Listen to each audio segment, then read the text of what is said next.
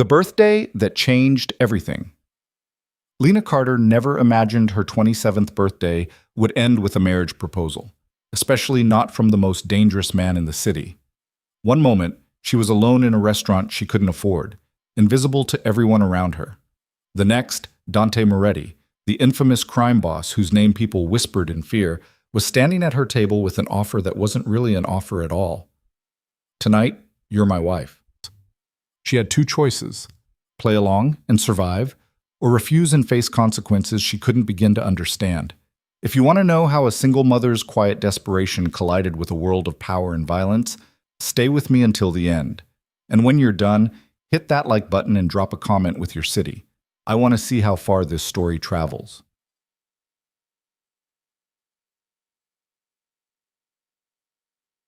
The restaurant was a mistake. Lena knew it the moment she stepped through the heavy glass doors and felt the weight of a dozen eyes sliding over her like water off silk, acknowledging her presence just long enough to dismiss it. The hostess, a woman whose perfume probably cost more than Lena's rent, had given her that particular smile, the one that said, "You don't belong here," without ever moving her lips. But Lena had made a promise to herself. 27 deserved something. 27 deserved more than leftover mac and cheese eaten standing at the kitchen counter while her daughter slept in the next room. So she'd put on the one dress that still fit, the black one she'd worn to job interviews and funerals, and she'd walked into Celestine like she had every right to be there. Now, sitting at a table by the window with a menu she couldn't read, French maybe, Italian, she wondered what the hell she'd been thinking. The prices didn't have dollar signs. That was never a good sign. "Have you decided?" The waiter appeared at her elbow, his expression professionally neutral. He'd probably served celebrities, politicians, people who knew which fork to use and didn't have to check their bank balance before ordering an appetizer. Lena's throat closed around the words. "Just water for now, please." Of course. He vanished as smoothly as he'd appeared, taking the menu with him. Lena's phone buzzed. She pulled it from her purse, grateful for the distraction. "Happy birthday, Mama. Mia drew you a picture. We miss you." The text was from Rachel, her neighbor and emergency babysitter. The attached photo showed a crayon drawing, a stick figure with yellow hair, Lena, holding hands with a smaller stick figure, Mia, under a rainbow. Something sharp twisted in Lena's chest. She should be home. She should be reading bedtime stories and checking for monsters under the bed. Instead, she was sitting in a restaurant that smelled like money and regret, pretending she was someone who could afford to be here.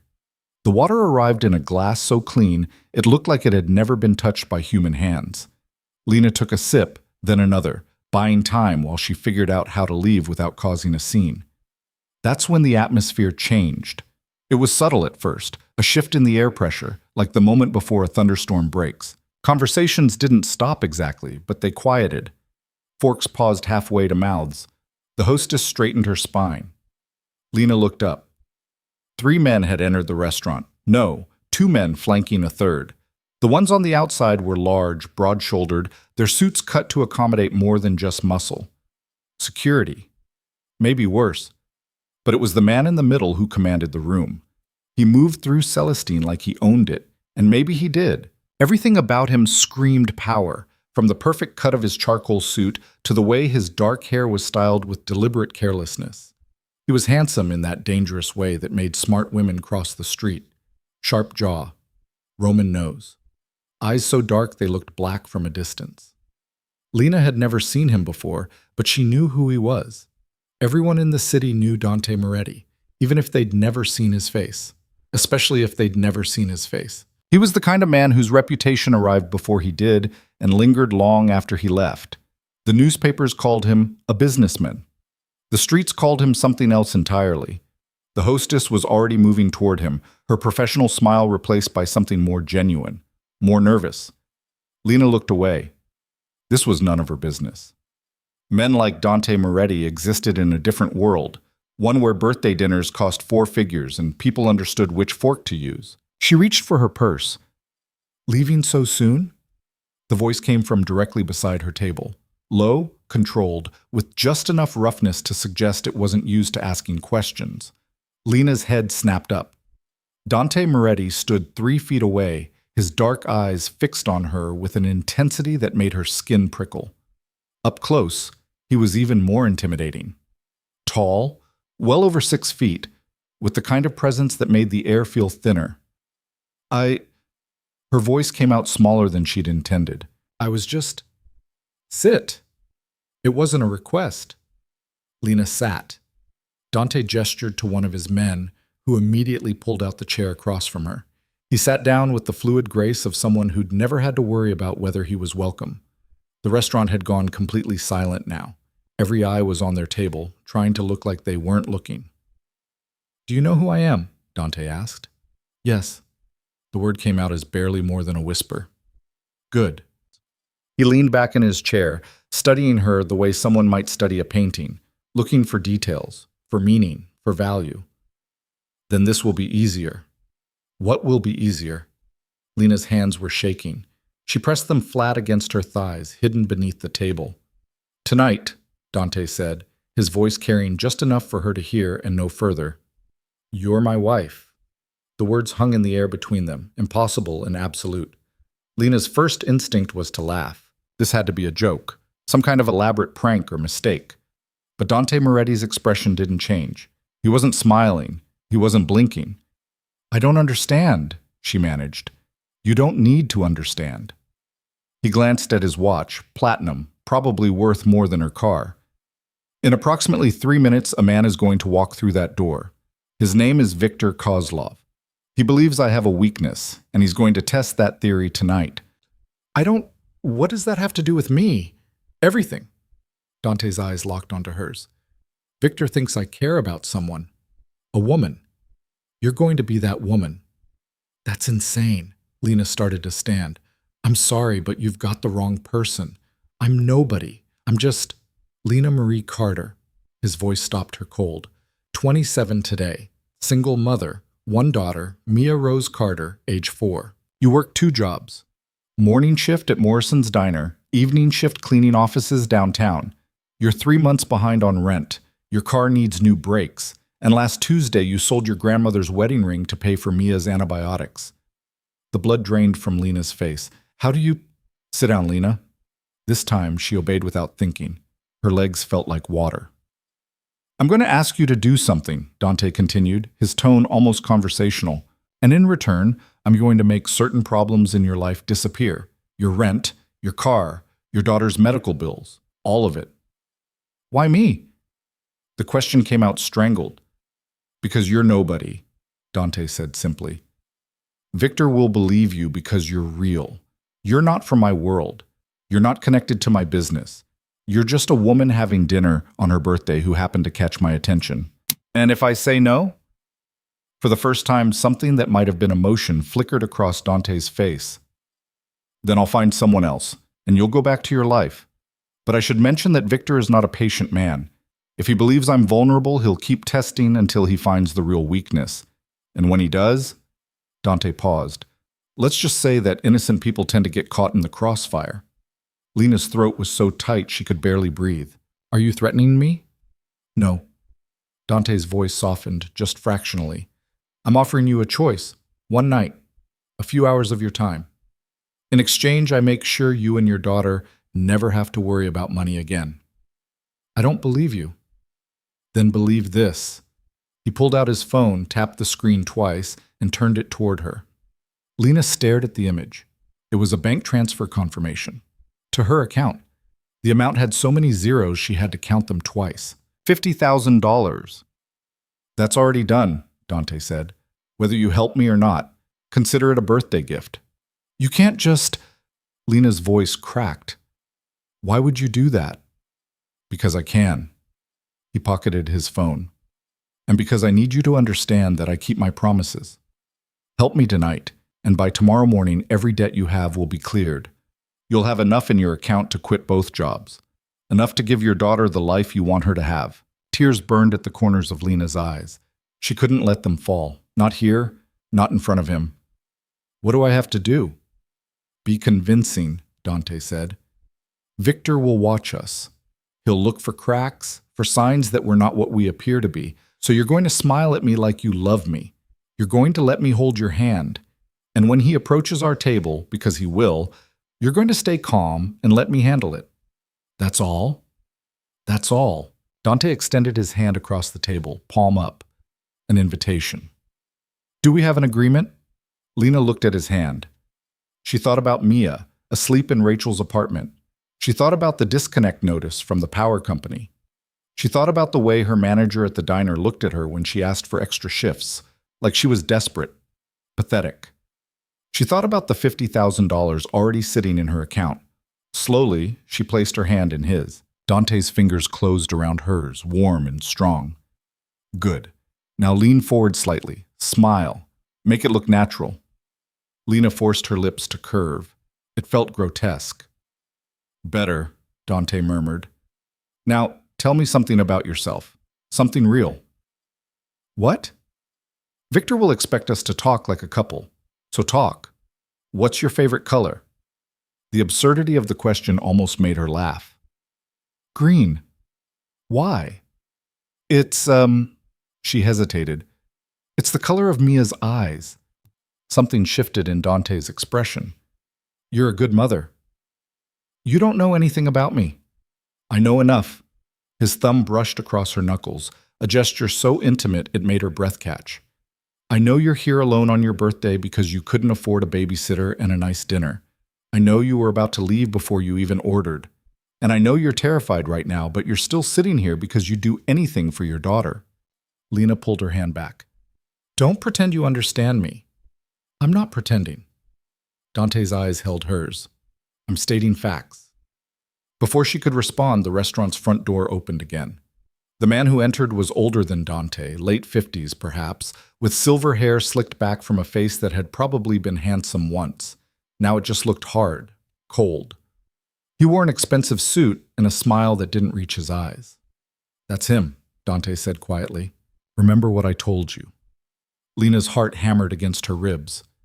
Victor Coslov scanned the restaurant with the practiced ease of someone accustomed to evaluating threats. His gaze swept past their table, then returned, lingering. Recognition flickered across his face. He's coming over, Lena whispered. Let him. Dante reached across the table again, capturing her hand. This time his grip was firmer, possessive. Look at me. Not at him. At me. Lena forced her eyes to meet his. That's my girl, Dante murmured. The endearment sent a strange jolt through her chest. Footsteps approached. Stopped. Dante. Victor's voice was smooth, cultured, with just a hint of an accent. What a surprise to see you here.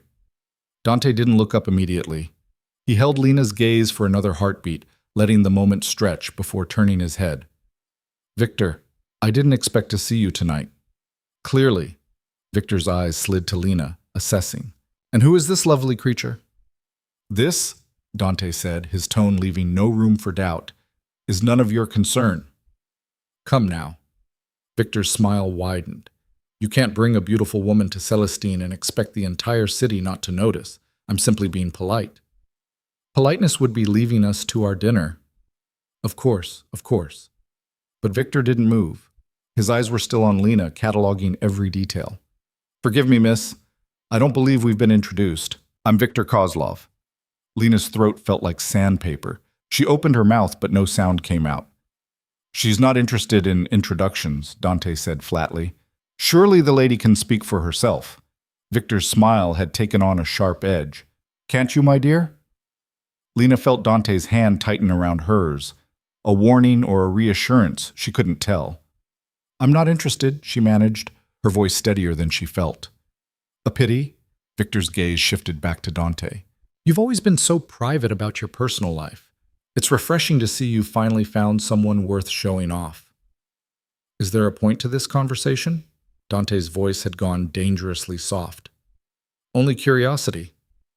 Victor pulled out a business card and placed it on the table in front of Lena.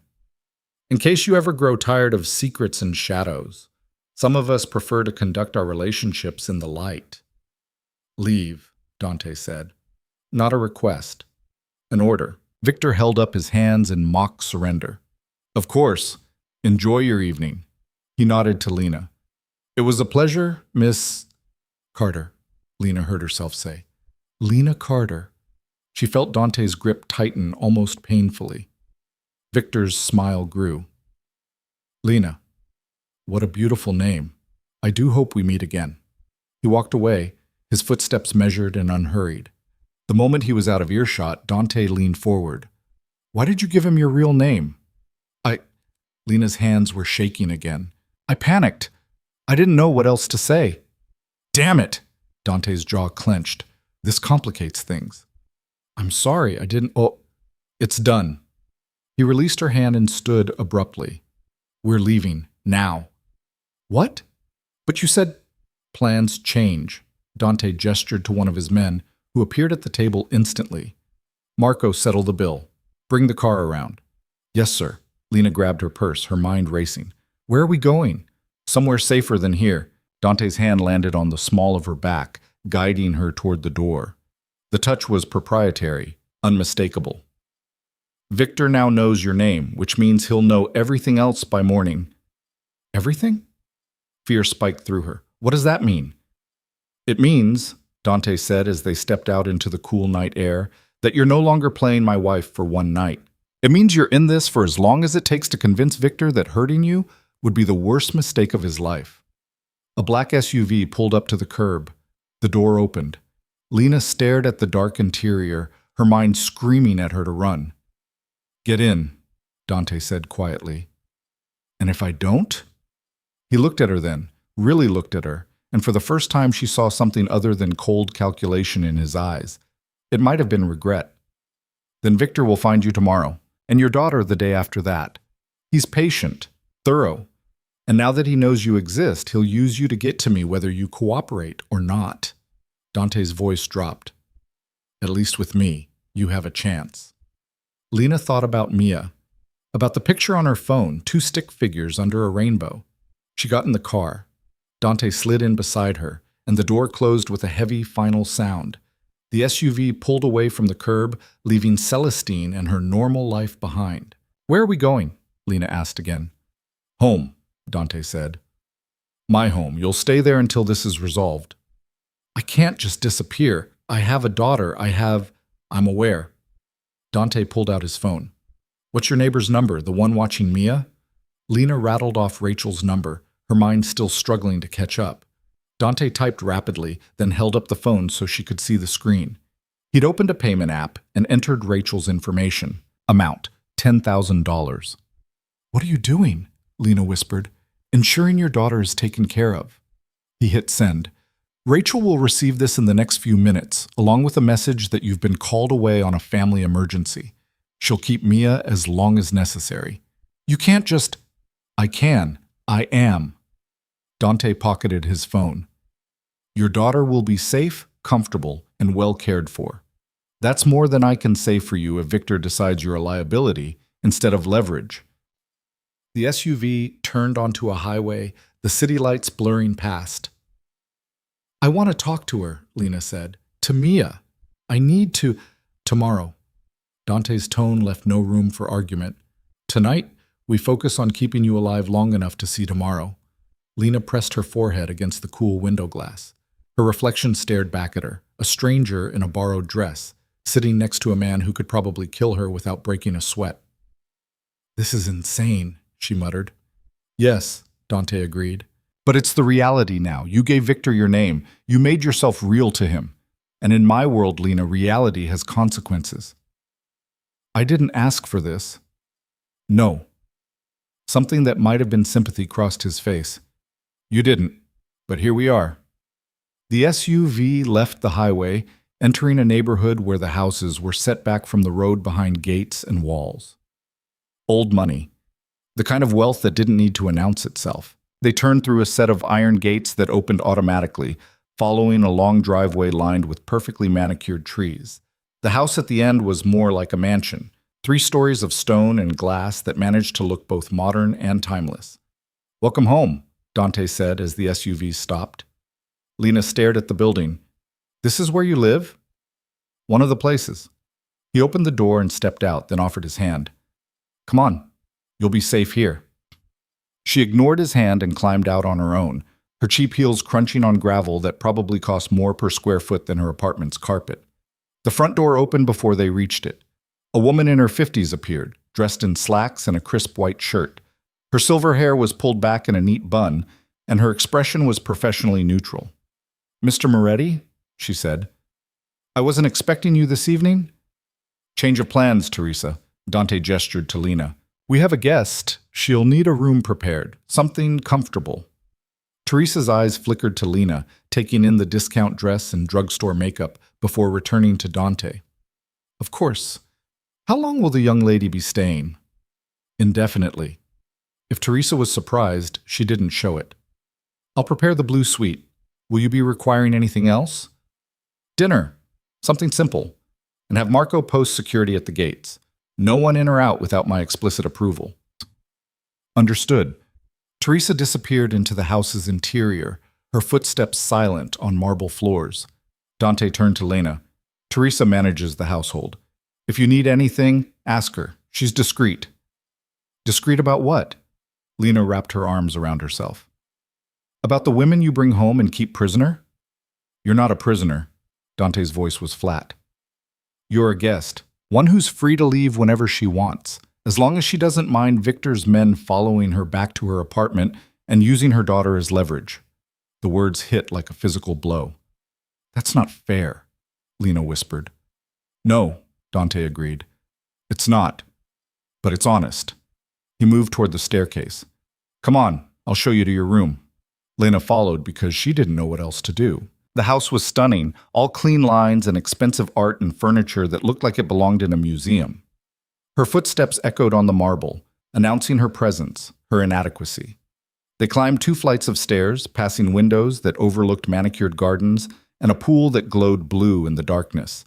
Dante led her down a hallway lined with closed doors, stopping at the last one. "This is yours," he said, pushing it open. The room beyond was larger than Lena's entire apartment. A king-sized bed dominated one wall, dressed in linens that looked softer than clouds. Floor-to-ceiling windows offered a view of the gardens. There was a sitting area with a couch and chairs, a desk, and 2 other doors that probably led to a bathroom and closet. "Teresa will bring you some clothes," Dante said.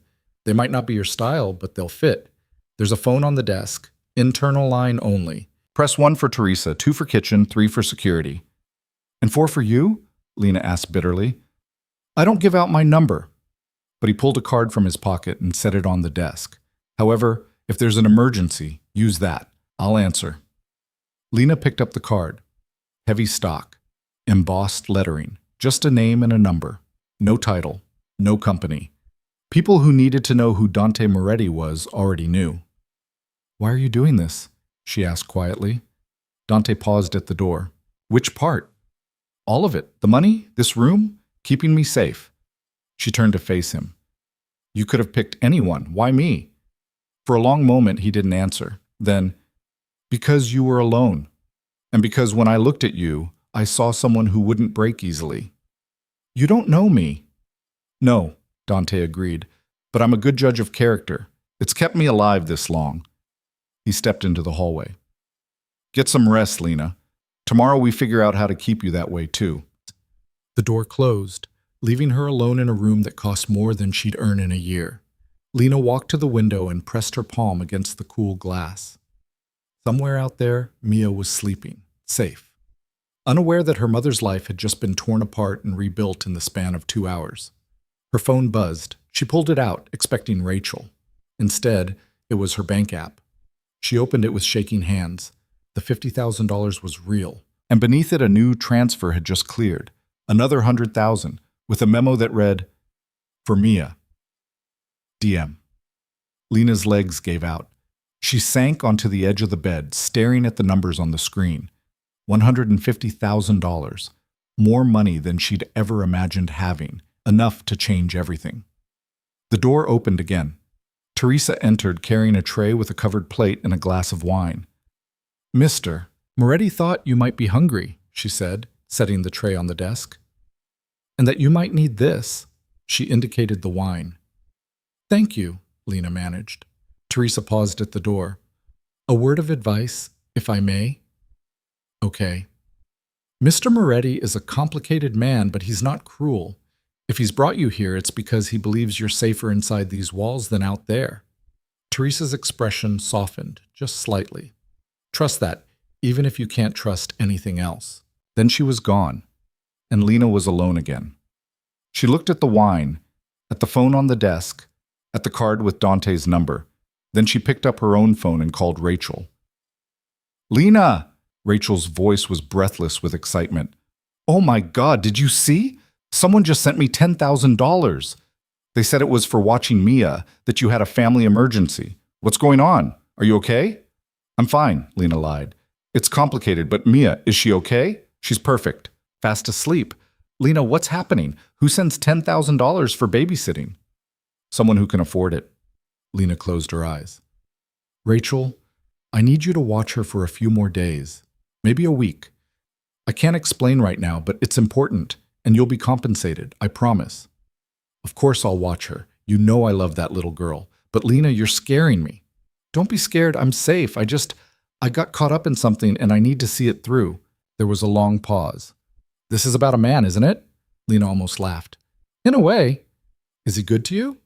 She thought about Dante's cold eyes and colder voice, about the way he'd studied her like a problem to be solved, about the $150,000 in her account.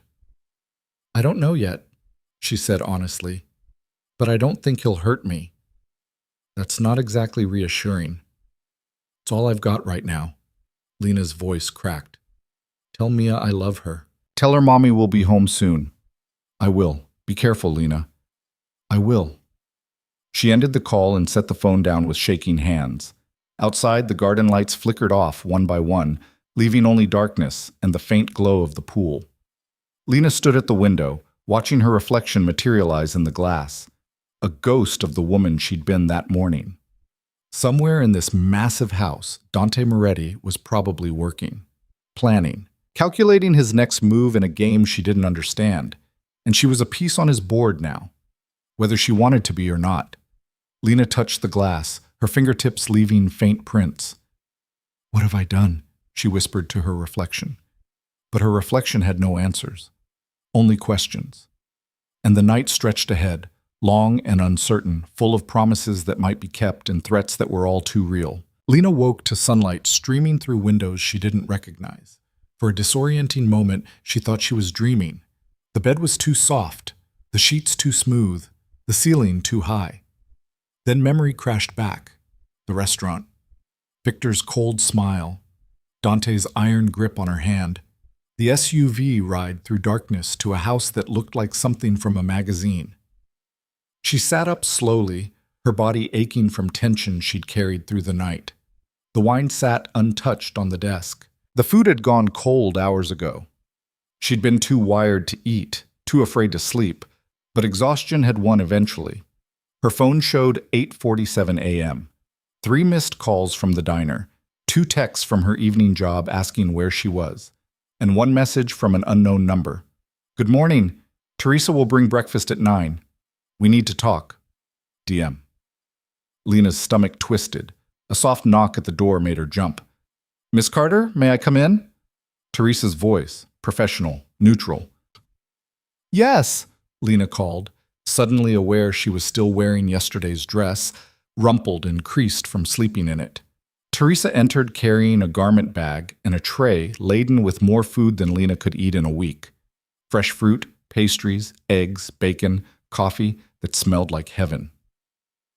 "Mr. Moretti thought you might prefer a proper breakfast," Teresa said, setting the tray on the desk. "And some fresh clothes." She hung the garment bag on a hook near the bathroom. "There's a full wardrobe in the closet, but I thought you might want something immediately." Lena stared at the food. "This is too much."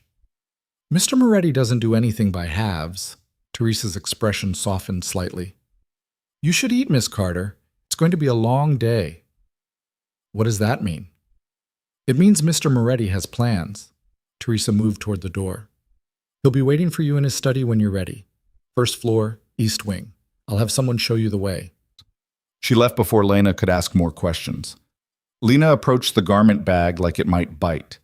Inside was a simple but expensive outfit, dark jeans that looked like they'd actually fit, a soft cream sweater, undergarments still in packaging from brands she'd only seen in department store windows. Even shoes, leather flats, in exactly her size. How did he know her size? The question sent a chill down her spine. Dante had said he knew everything about her. She thought it was an exaggeration, a power play. Now she wasn't so sure. She showered in a bathroom that had more square footage than her bedroom at home, using products that probably cost more than her weekly grocery budget. The hot water felt like a luxury she didn't deserve. She kept thinking about Mia, wondering if she was awake yet, if Rachel had given her breakfast, if she'd asked for her mommy. The clothes fit perfectly. Of course they did. Lena forced herself to eat something, a croissant that melted on her tongue, strawberries so sweet they tasted like candy. The coffee was strong and rich, clearing the fog from her mind. She needed to think, to plan, to figure out how to get out of this nightmare she'd stumbled into. But first she needed to face Dante Moretti. A young man in a dark suit was waiting in the hallway when she emerged. He couldn't have been more than 25, with sharp eyes that cataloged her appearance in a single glance. "Miss Carter, I'm Anthony. I'll take you to Mr. Moretti." "Thank you," Lena said, because what else could she say? She followed him through the mansion, trying to memorize the route, down 2 flights of stairs, through a living room that could host a wedding, past a dining room with a table that seated 20. Everything was immaculate, expensive, cold. They stopped at a heavy wooden door.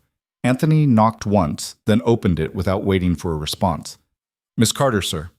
"Send her in." Dante's voice. Lena's heart kicked against her ribs. She stepped into a room lined with bookshelves, the kind of library she'd only seen in movies. A massive desk dominated one end, and behind it sat Dante, dressed in a black shirt with the sleeves rolled up, looking like he'd been awake for hours. He glanced up from whatever he was reading, his dark eyes assessing. "You slept." Eventually. Lena stayed near the door, her hands clasped in front of her. "You wanted to talk? Sit." He gestured to one of the leather chairs across from his desk. Lena sat, her back straight, refusing to look intimidated, even though every instinct screamed at her to run. Dante closed the folder he'd been reading and leaned back in his chair. "How much do you know about Victor Coslov?" "Nothing. Until last night, I'd never heard of him." "That's about to change." Dante pulled out his phone, tapped the screen, and turned it toward her. The image showed a newspaper article. The headline read, "Businessman Victor Coslov expands real estate empire." On the surface, Dante said, Victor is legitimate. He owns hotels, restaurants, construction companies. He donates to charities. He's photographed with politicians. "But that's not the whole story," Lena said quietly. "No." Dante pulled the phone back. "Victor built his empire on blood. Drug trafficking mostly, some human trafficking. He's careful. Nothing ever traces back to him directly. But I know what he is." "And what are you?" The question hung between them. Dante's expression didn't change. "I'm the man standing between Victor and everything he wants." "Which is what?" "Control." Dante stood, moving to the window. Sunlight cut across his face, highlighting the sharp angles of his jaw. "Victor and I have been at war for 3 years. A quiet war. The kind that doesn't make headlines. He takes territory, I take it back. He makes a move, I counter. It's been balanced. Until now," Lena guessed. "Until now." Dante turned to face her. 6 months ago, Victor lost a major shipment. 20 million in product, gone. He blamed me. "Did you take it?" "Yes." No hesitation, no shame. "And I made sure he knew it was me. I wanted him angry. Angry people make mistakes." "But he didn't make a mistake," Lena said slowly. "He made a plan." "Exactly." Dante moved back to his desk, bracing his hands on the edge. "Victor decided that if he couldn't beat me through force, he'd find another way. He started looking for leverage, weaknesses, people I care about." "But you don't care about anyone." Something flickered in Dante's eyes, surprise maybe, or recognition. "I've been careful about that, very careful. No family, no close friends, no romantic entanglements that could be exploited. So why does Victor think I'm important to you?"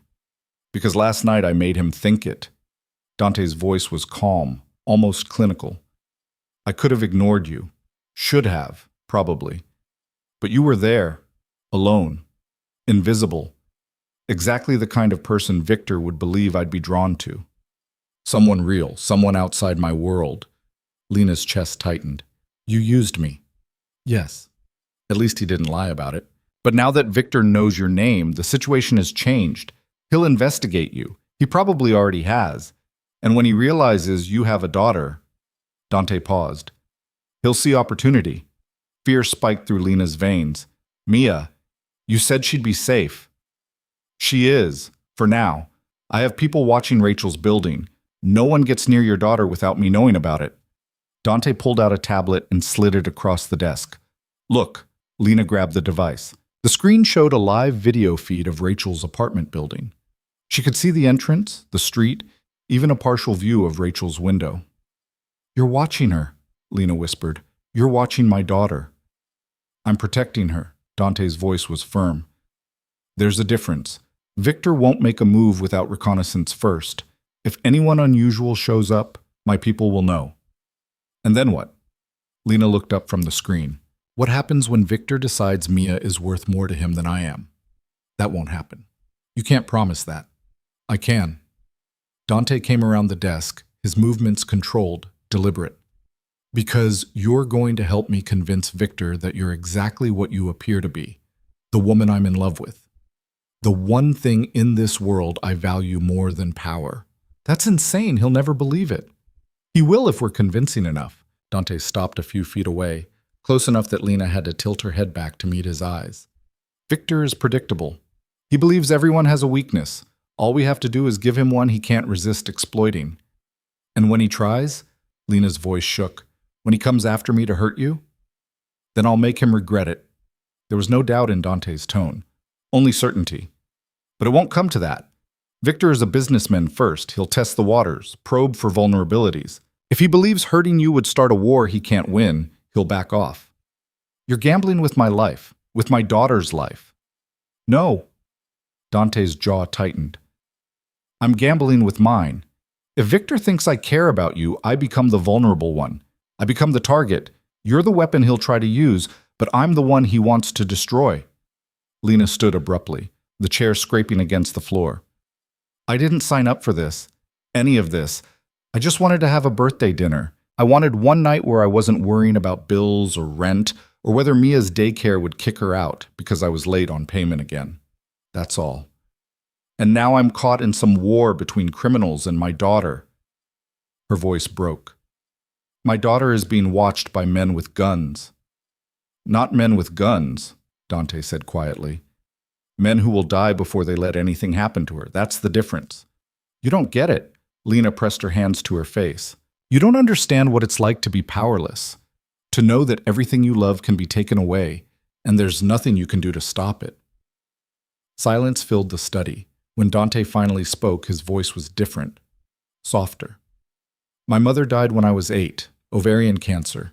She knew she was dying for months, but she couldn't afford treatment. My father... He stopped, his jaw working. My father worked 3 jobs, but it wasn't enough. Nothing was enough. I watched her fade, day by day, until there was nothing left but pain. Lena lowered her hands, stunned.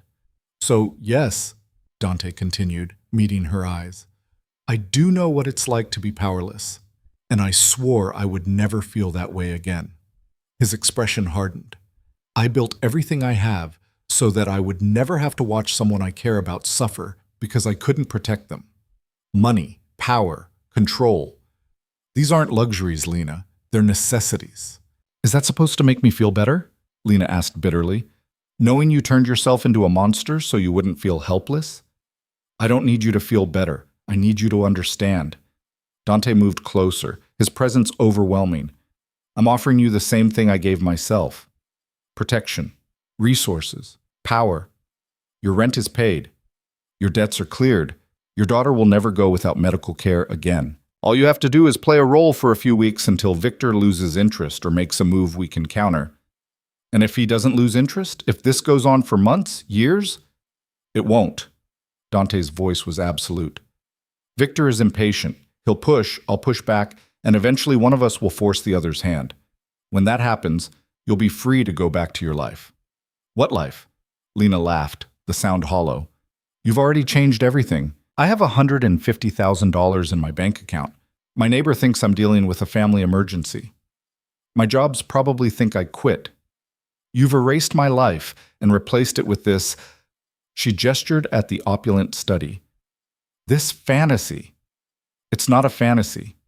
Dante's hand caught her wrist, his grip gentle but unyielding. The money is real. The protection is real. And the danger is very, very real. You can hate me for dragging you into this. You can resent every second you're here, but don't make the mistake of thinking any of this is pretend. Lena tried to pull away, but his fingers tightened. Let me go, she said, her voice low. Not until you understand. Dante's thumb pressed against her pulse point. Your heart is racing. You're terrified. I get that. But fear will keep you alive in this situation. Denial will get you killed. I'm not in denial. I know exactly how much danger I'm in. I know you could destroy my life with a phone call. I know. She stopped, her throat closing. What? Dante's voice dropped. What do you know? I know I don't have a choice. The words tasted like ash. You've made sure of that. Whether I stay or go, I'm trapped. If I leave, Victor finds me. If I stay, I'm just a prisoner in a nicer cage. Dante released her wrist. You're not a prisoner. Then let me take Mia and disappear. Give us new names, new lives, somewhere far from here. I could do that, Dante said slowly. I could put you both on a plane tonight. New identities. Enough money to start over anywhere in the world. Hope flared in Lena's chest. Really? But Victor would find you within 6 months. Dante's expression was grim. A year at most. He has resources, connections, and once he knows you're running, he'll know you matter to me. That makes you valuable. A loose end he can't afford to leave untied. The hope died as quickly as it had sparked. So there's no way out, Lena whispered. There's one way.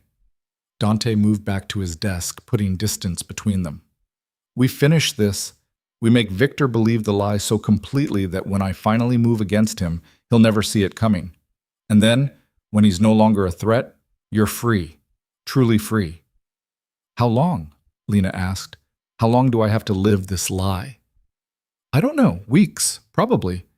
Maybe a month or two. A month or two. Lena sank back into the chair.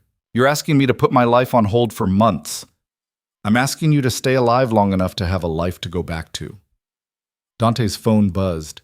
He glanced at it, his expression darkening. We have a problem. What kind of problem? The kind where Victor just sent a gift to Rachel's apartment. Dante's fingers flew across his phone screen. My people intercepted it, but the message is clear. What gift? Lena's blood ran cold. Dante turned the phone toward her. The image showed a large bouquet of white lilies with a card attached. Lilies, Lena breathed. Those are funeral flowers. Exactly. Dante pocketed his phone. Victor is letting me know he knows about Mia, and that he's willing to hurt a child to get to me. Rage, hot and sudden, flooded through Lena. He threatened my daughter. Yes. And you're just, what, going to let him? Of course not. Dante's voice was ice. But we need to be smart about this. If I retaliate now, it escalates. Victor wants me angry, wants me to make a mistake. He threatened my daughter, Lena repeated, her voice shaking with fury. Your plan was to protect her. You said she'd be safe.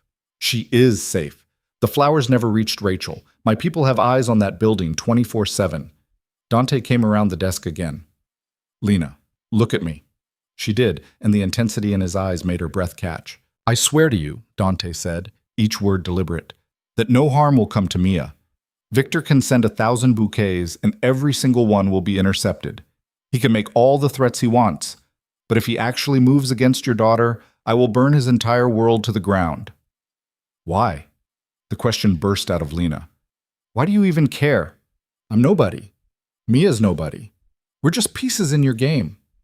You're not... Dante stopped, his jaw clenching. You're not nobody. Then what am I? You're someone who walked into that restaurant alone on her birthday because she deserved one nice thing. Someone who works 2 jobs to give her daughter a better life. Someone who... He broke off, frustration crossing his face. You're someone I chose to protect. That makes you somebody. That's not an answer. It's the only one I have right now. Dante's phone buzzed again. He glanced at it and cursed under his breath. Victor is outside the gates. Lena's heart stopped. What? He's here. Right now. Dante moved to the window, peering through the curtains. Brave bastard. I'll give him that. What does he want? To see if you're really here, to gauge my reaction. Dante's expression hardened. To test whether I'll let him walk onto my property and walk off alive. Will you? That depends on what he says. Dante turned to face her. You need to be seen with me, now, looking like you belong here. I don't... Lena, his voice cut through her protest. This is the performance I warned you about. Victor is watching. Everything we do from this moment forward needs to sell the illusion that you're mine. The words sent a strange shiver down her spine. I'm not yours. For the next hour, you are. Dante closed the distance between them in 3 long strides. And you need to look like you want to be. Before Lena could respond, his hand cupped her cheek, tilting her face up. The touch was surprisingly gentle, his thumb brushing across her cheekbone. What are you doing? She whispered.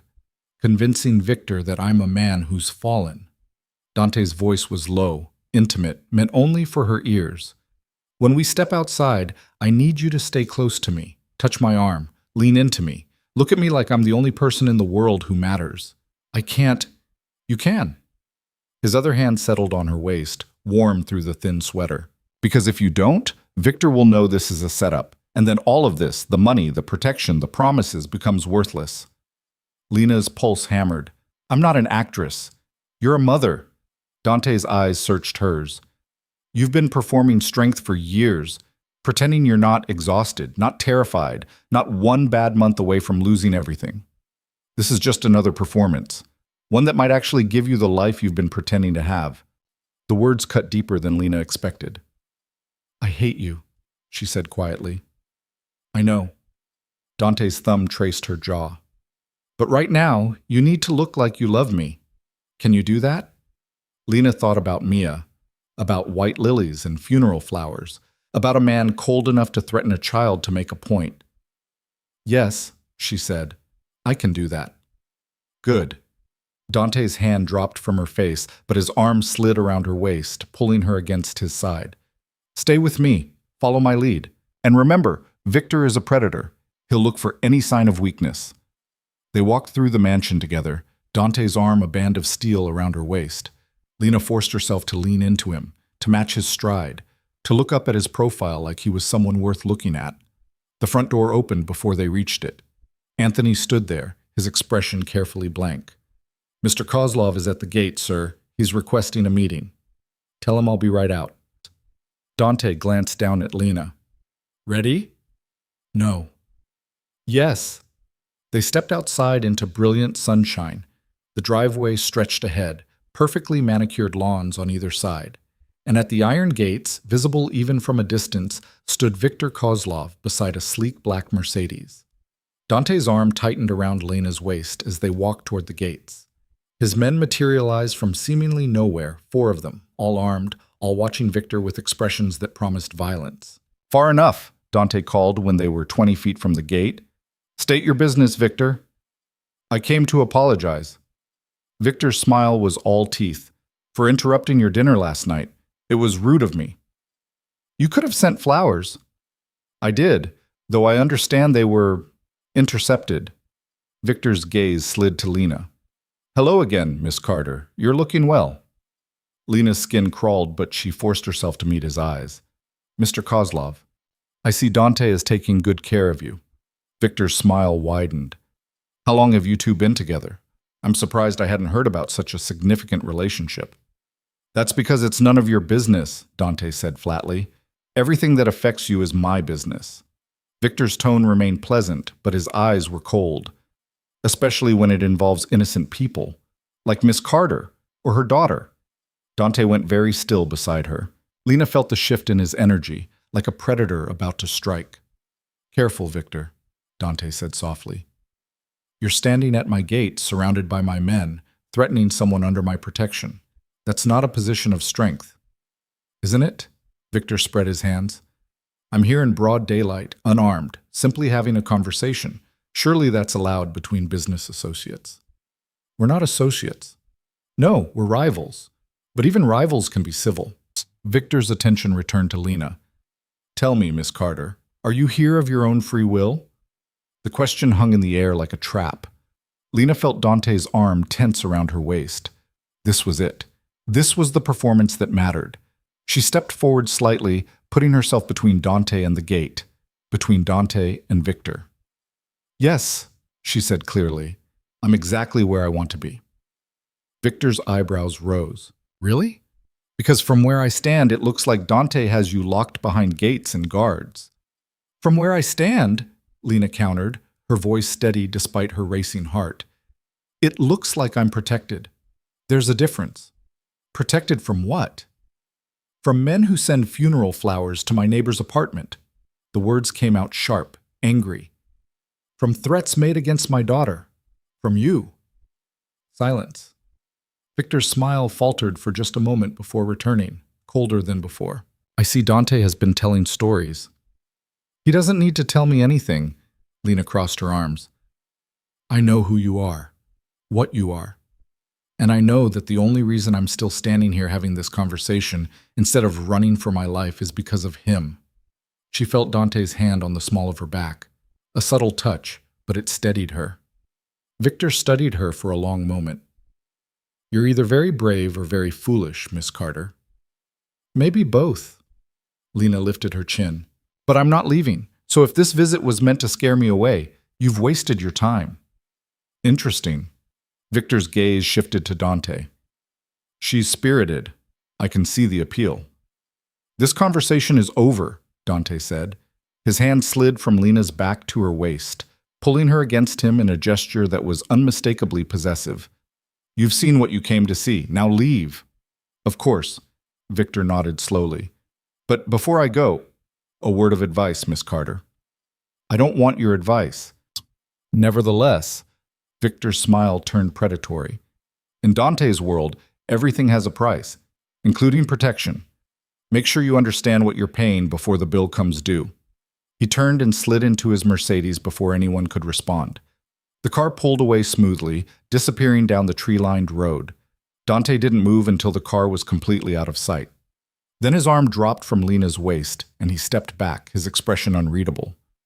You did well, he said. Lena's legs were shaking. I need to sit down. Inside, Dante gestured to the house. Now. They walked back in silence. Lena's mind was reeling, replaying every word of the confrontation. Had she said the right things? Had Victor believed her, or had she just made everything worse? The moment they were back in the study, Dante closed the door and turned to face her. That, he said, was perfect. It didn't feel perfect. It felt like I was going to throw up. But you didn't. A hint of something that might have been approval crossed Dante's face. You stood your ground. You didn't flinch. You made Victor believe you chose to be here. Did I? Lena collapsed into one of the leather chairs. Because I'm not sure I convinced myself. Dante poured 2 glasses of whiskey from a crystal decanter and handed her one. Drink. Lena took it, the glass cool against her palm. She sipped, and the burn steadied her. What happens now? Now Victor recalibrates. Also, Dante leaned against his desk. He came here expecting to find you terrified or trapped. Instead, he found you defending me, defending your choice to be here. That changes his strategy. How? He'll stop seeing you as leverage and start seeing you as a liability. Dante swirled his whiskey. If he can't use you to hurt me, the next logical step is to remove you entirely. Fear spiked through Lena. Remove me how? He'll try to turn you against me, offer you money, protection, a way out. If that doesn't work, Dante met her eyes. He'll try something more permanent. You mean he'll try to kill me? Yes. No sugarcoating, no false comfort. But he won't succeed. You're very confident about that. I have reason to be. Dante finished his whiskey and set the glass down. Victor made a mistake today. He showed his hand too early. The flowers, the visit, he's impatient, anxious. That means he's vulnerable. Or it means he's planning something you haven't anticipated. Maybe. Dante's eyes gleamed. That's why you're going to help me figure out what. How? By being exactly what Victor thinks you are. My weakness. My blind spot. Dante pushed off from the desk. Tomorrow night, we're going to a charity gala. Very public. Very visible. Victor will be there, along with half the city's elite. And you're going to walk in on my arm like you own the room. Lena's stomach dropped. I can't. You can. You will. Dante's tone left no room for argument. Teresa will find you a dress. Anthony will brief you on the guest list. And I'll teach you everything you need to know about playing the role of my partner. This is insane. This is survival. Dante moved to the door. Get some rest, Lena. Tomorrow, the real performance begins. He left before she could protest further, the door closing with a decisive click.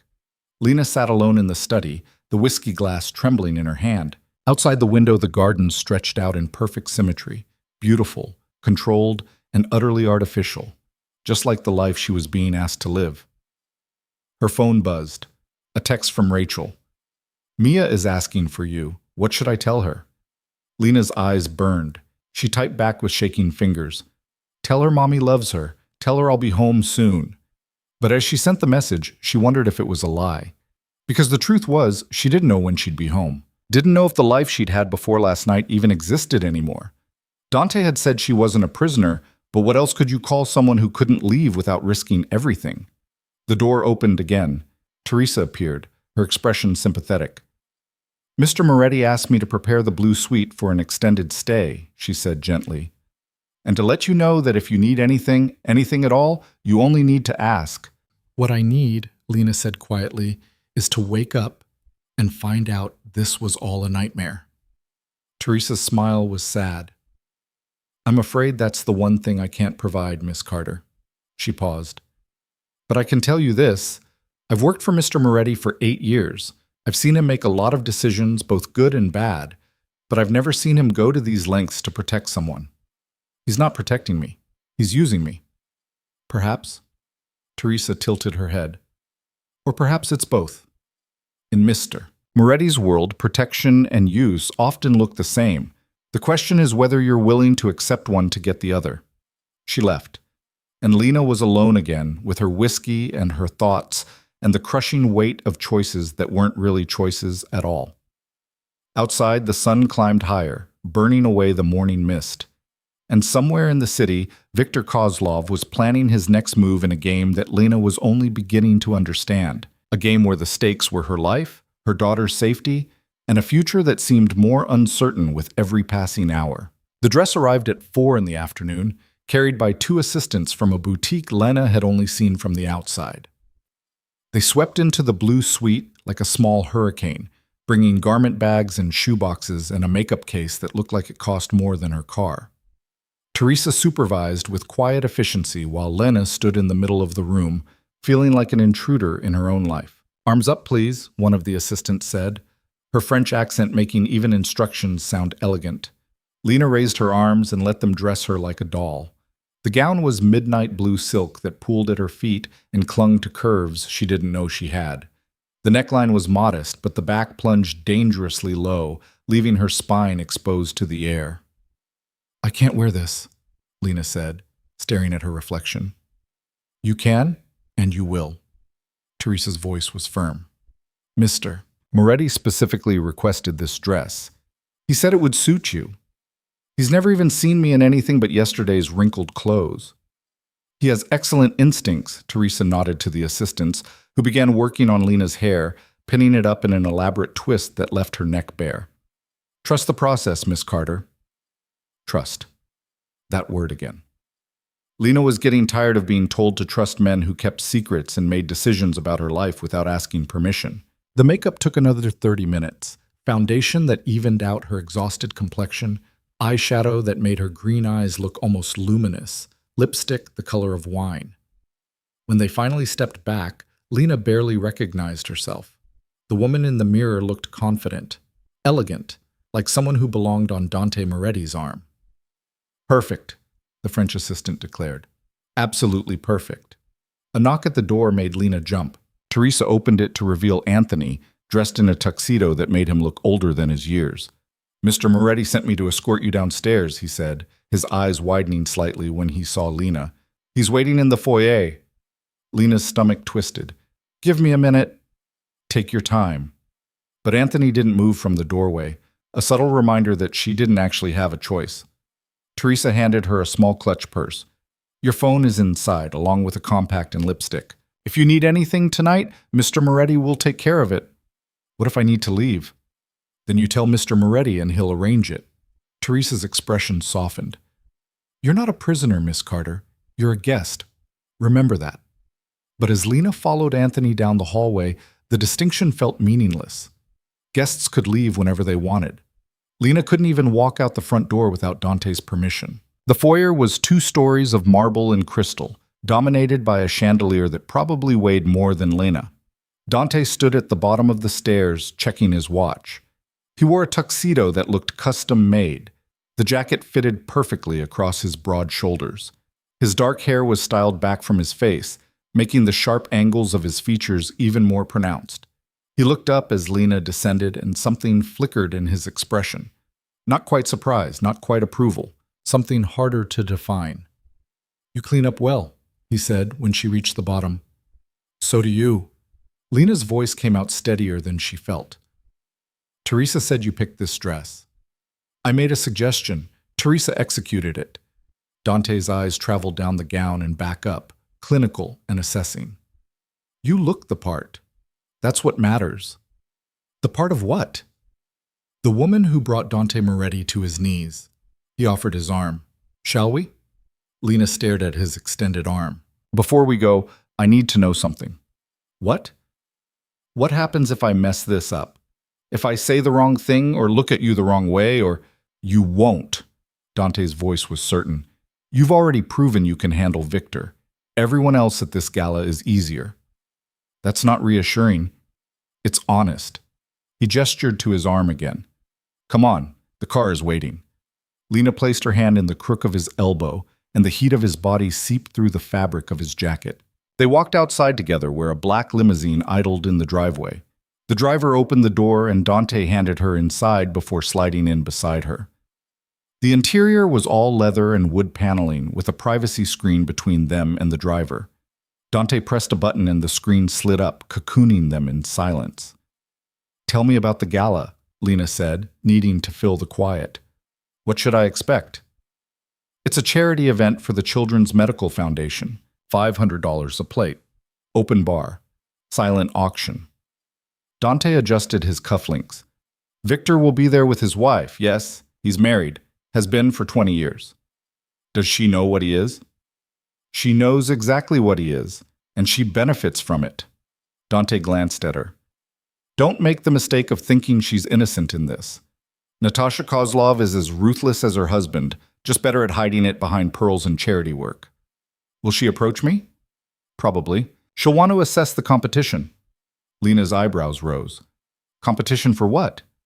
"Social standing, influence, Victor's attention." Dante's mouth curved in something that wasn't quite a smile.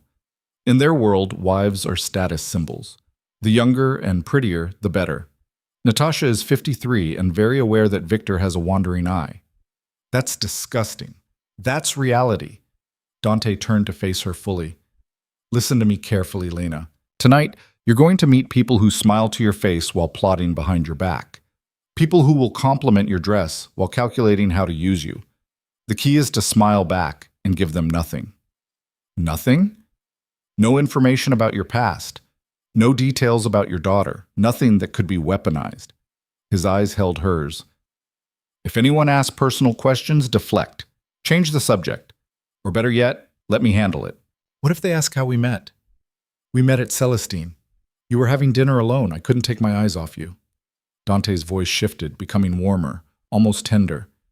"I sent over a bottle of wine. You sent it back." That intrigued me even more. "Did I?" Lena asked, caught off guard by the story. "You did, because you're not the kind of woman who's impressed by expensive gestures. You wanted to know who I was as a person, not what I could buy." He paused. "So I came to your table and asked if I could join you. You said yes, and we talked until the restaurant closed." The story was so detailed, so believable, that for a moment Lena almost thought it was real. "What did we talk about?" she asked quietly.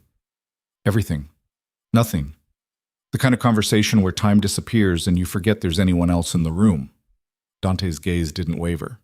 "That's the story. That's what we tell anyone who asks. Can you remember that?" "Yes." Lena's throat felt tight. "We talked until the restaurant closed." "Good." Dante settled back against the leather seat. "The gala starts at 7. We'll arrive at 7:15, fashionably late. I'll introduce you to a few key people. We'll make an appearance at the auction, then we'll leave by 9. 2 hours. That's all it takes." He checked his watch again. 2 hours to convince the entire city that you're mine." The possessive language should have bothered her more than it did. Instead, Lena found herself focusing on the practical aspects. What if someone recognizes me? From the diner or my cleaning job? They won't. You've been invisible your whole life, Lena. That's what made you perfect for this. Dante's voice wasn't cruel, just matter of fact. People like the ones at this gala don't see waitresses or cleaning staff. You could have served them breakfast every morning for a year and they wouldn't remember your face. The words stung because they were true. "Besides," Dante continued, "you don't look anything like a woman who scrubs office floors. You look like someone who belongs in that dress. In my world. With me. For tonight. For as long as it takes." He reached into his jacket and pulled out a small velvet box. "Give me your hand." Lena hesitated, then extended her left hand. Dante opened the box to reveal a ring, a sapphire surrounded by diamonds, set in platinum. It was the kind of ring that had its own insurance policy. "What is that?" Lena breathed. "Commitment." Dante lifted the ring from its velvet bed. "Victor won't fully believe we're together unless he sees a claim. This is that claim." "You're giving me a ring." "I'm lending you a ring." He slid it onto her finger. It fit perfectly, the weight of it unfamiliar and heavy. "When this is over, you'll give it back." Lena stared at the sapphire catching the light. "How much is this worth?" "Does it matter?" "It matters to me." 200,000. Dante released her hand. "Give or take." Lena's vision swam. "I can't wear this. What if I lose it? What if—" "You won't lose it. And if you do, I'll buy another." His tone suggested the money meant nothing to him. "Stop thinking like someone who counts pennies, Lena. For tonight, you're someone who doesn't have to." The limousine slowed, turning onto a tree-lined street where other expensive cars were queuing outside a grand hotel. The Maxwell Grand, according to the gold lettering above the entrance. Valets in crisp uniforms opened doors and helped women in designer gowns step onto red carpet. "We're here," Dante said unnecessarily. "Remember, you're confident, poised, in love with me. Everything else is noise." The door opened before Lena could respond. Dante stepped out first, then turned and offered his hand. She took it, letting him help her from the limousine. Cameras flashed immediately, not paparazzi, but event photographers capturing arrivals. Dante's arm slid around her waist, pulling her close as they walked toward the entrance. Lena forced herself to smile, to lean into him, to play the role she'd been given. The hotel lobby was a sea of evening gowns and tuxedos, champagne and conversation. A string quartet played something classical in the corner. Waitstaff circulated with silver trays of hors d'oeuvres that probably cost more per bite than Lena's hourly wage. "Dante!" A woman's voice cut through the ambient noise. "I didn't expect to see you here."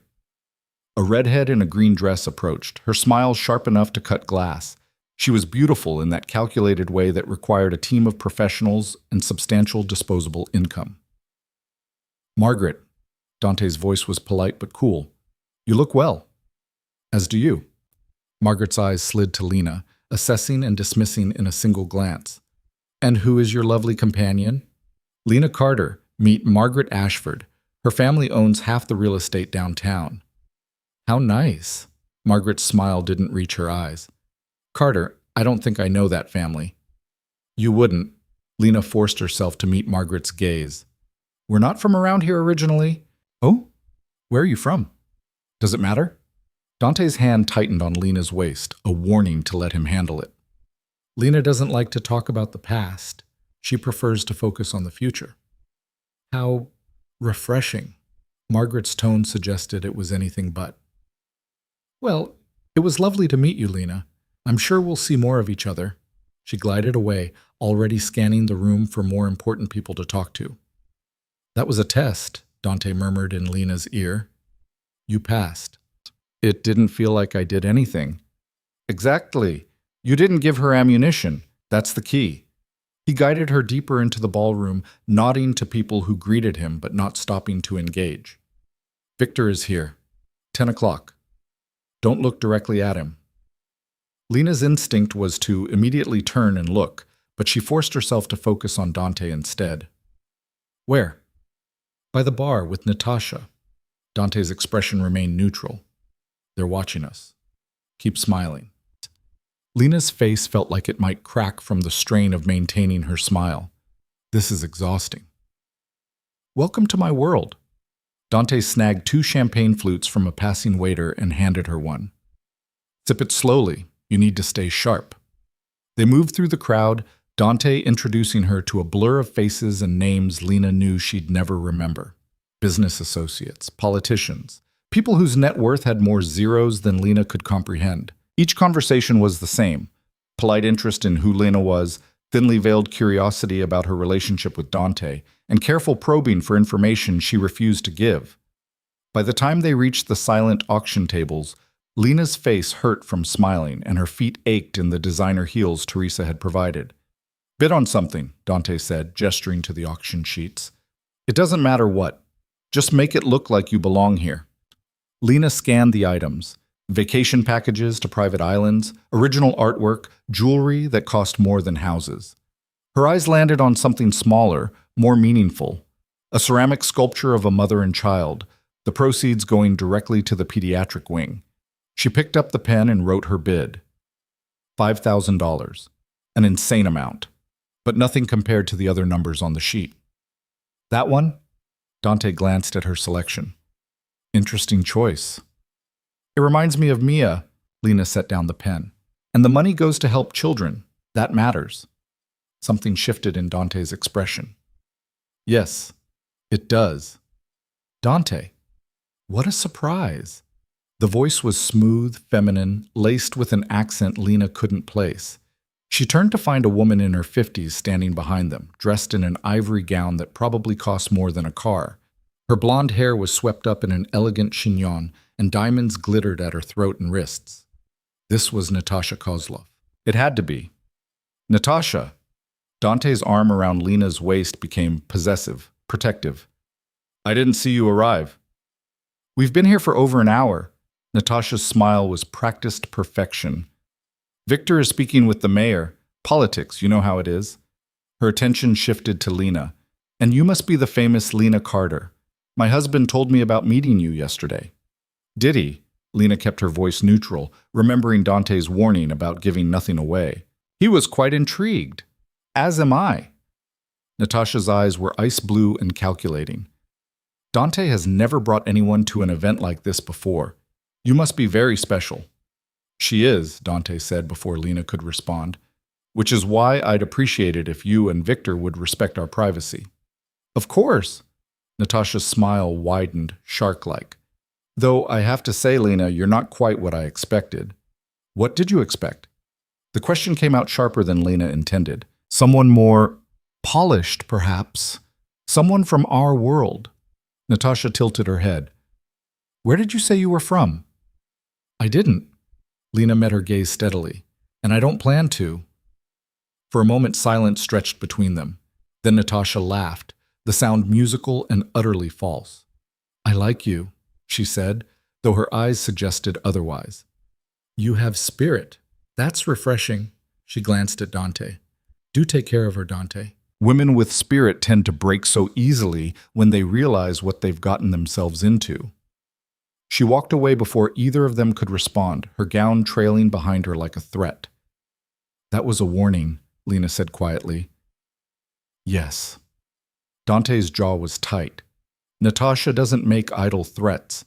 If she says you'll break, she's already planning how to make it happen. She's terrifying. She's dangerous. There's a difference. Dante guided Lena away from the auction tables toward a quieter corner of the ballroom. Victor uses fear and violence. Natasha uses information and social destruction. Both are effective. How do you fight someone like that? You don't give her anything to use. No weaknesses. No secrets. Dante's hand found hers, his fingers threading through hers in a gesture that looked intimate but felt strategic. And you make it very clear that you're not afraid of her. Even when I am?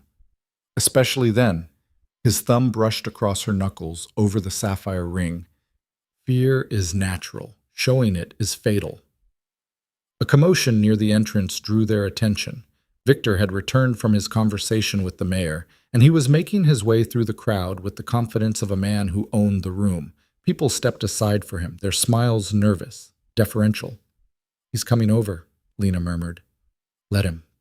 Dante pulled her closer, his free hand settling on her lower back where the dress exposed her skin.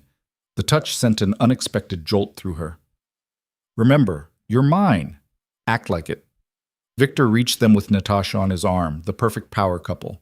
Up close, Lena could see the calculation in his eyes, the smile that never quite reached them.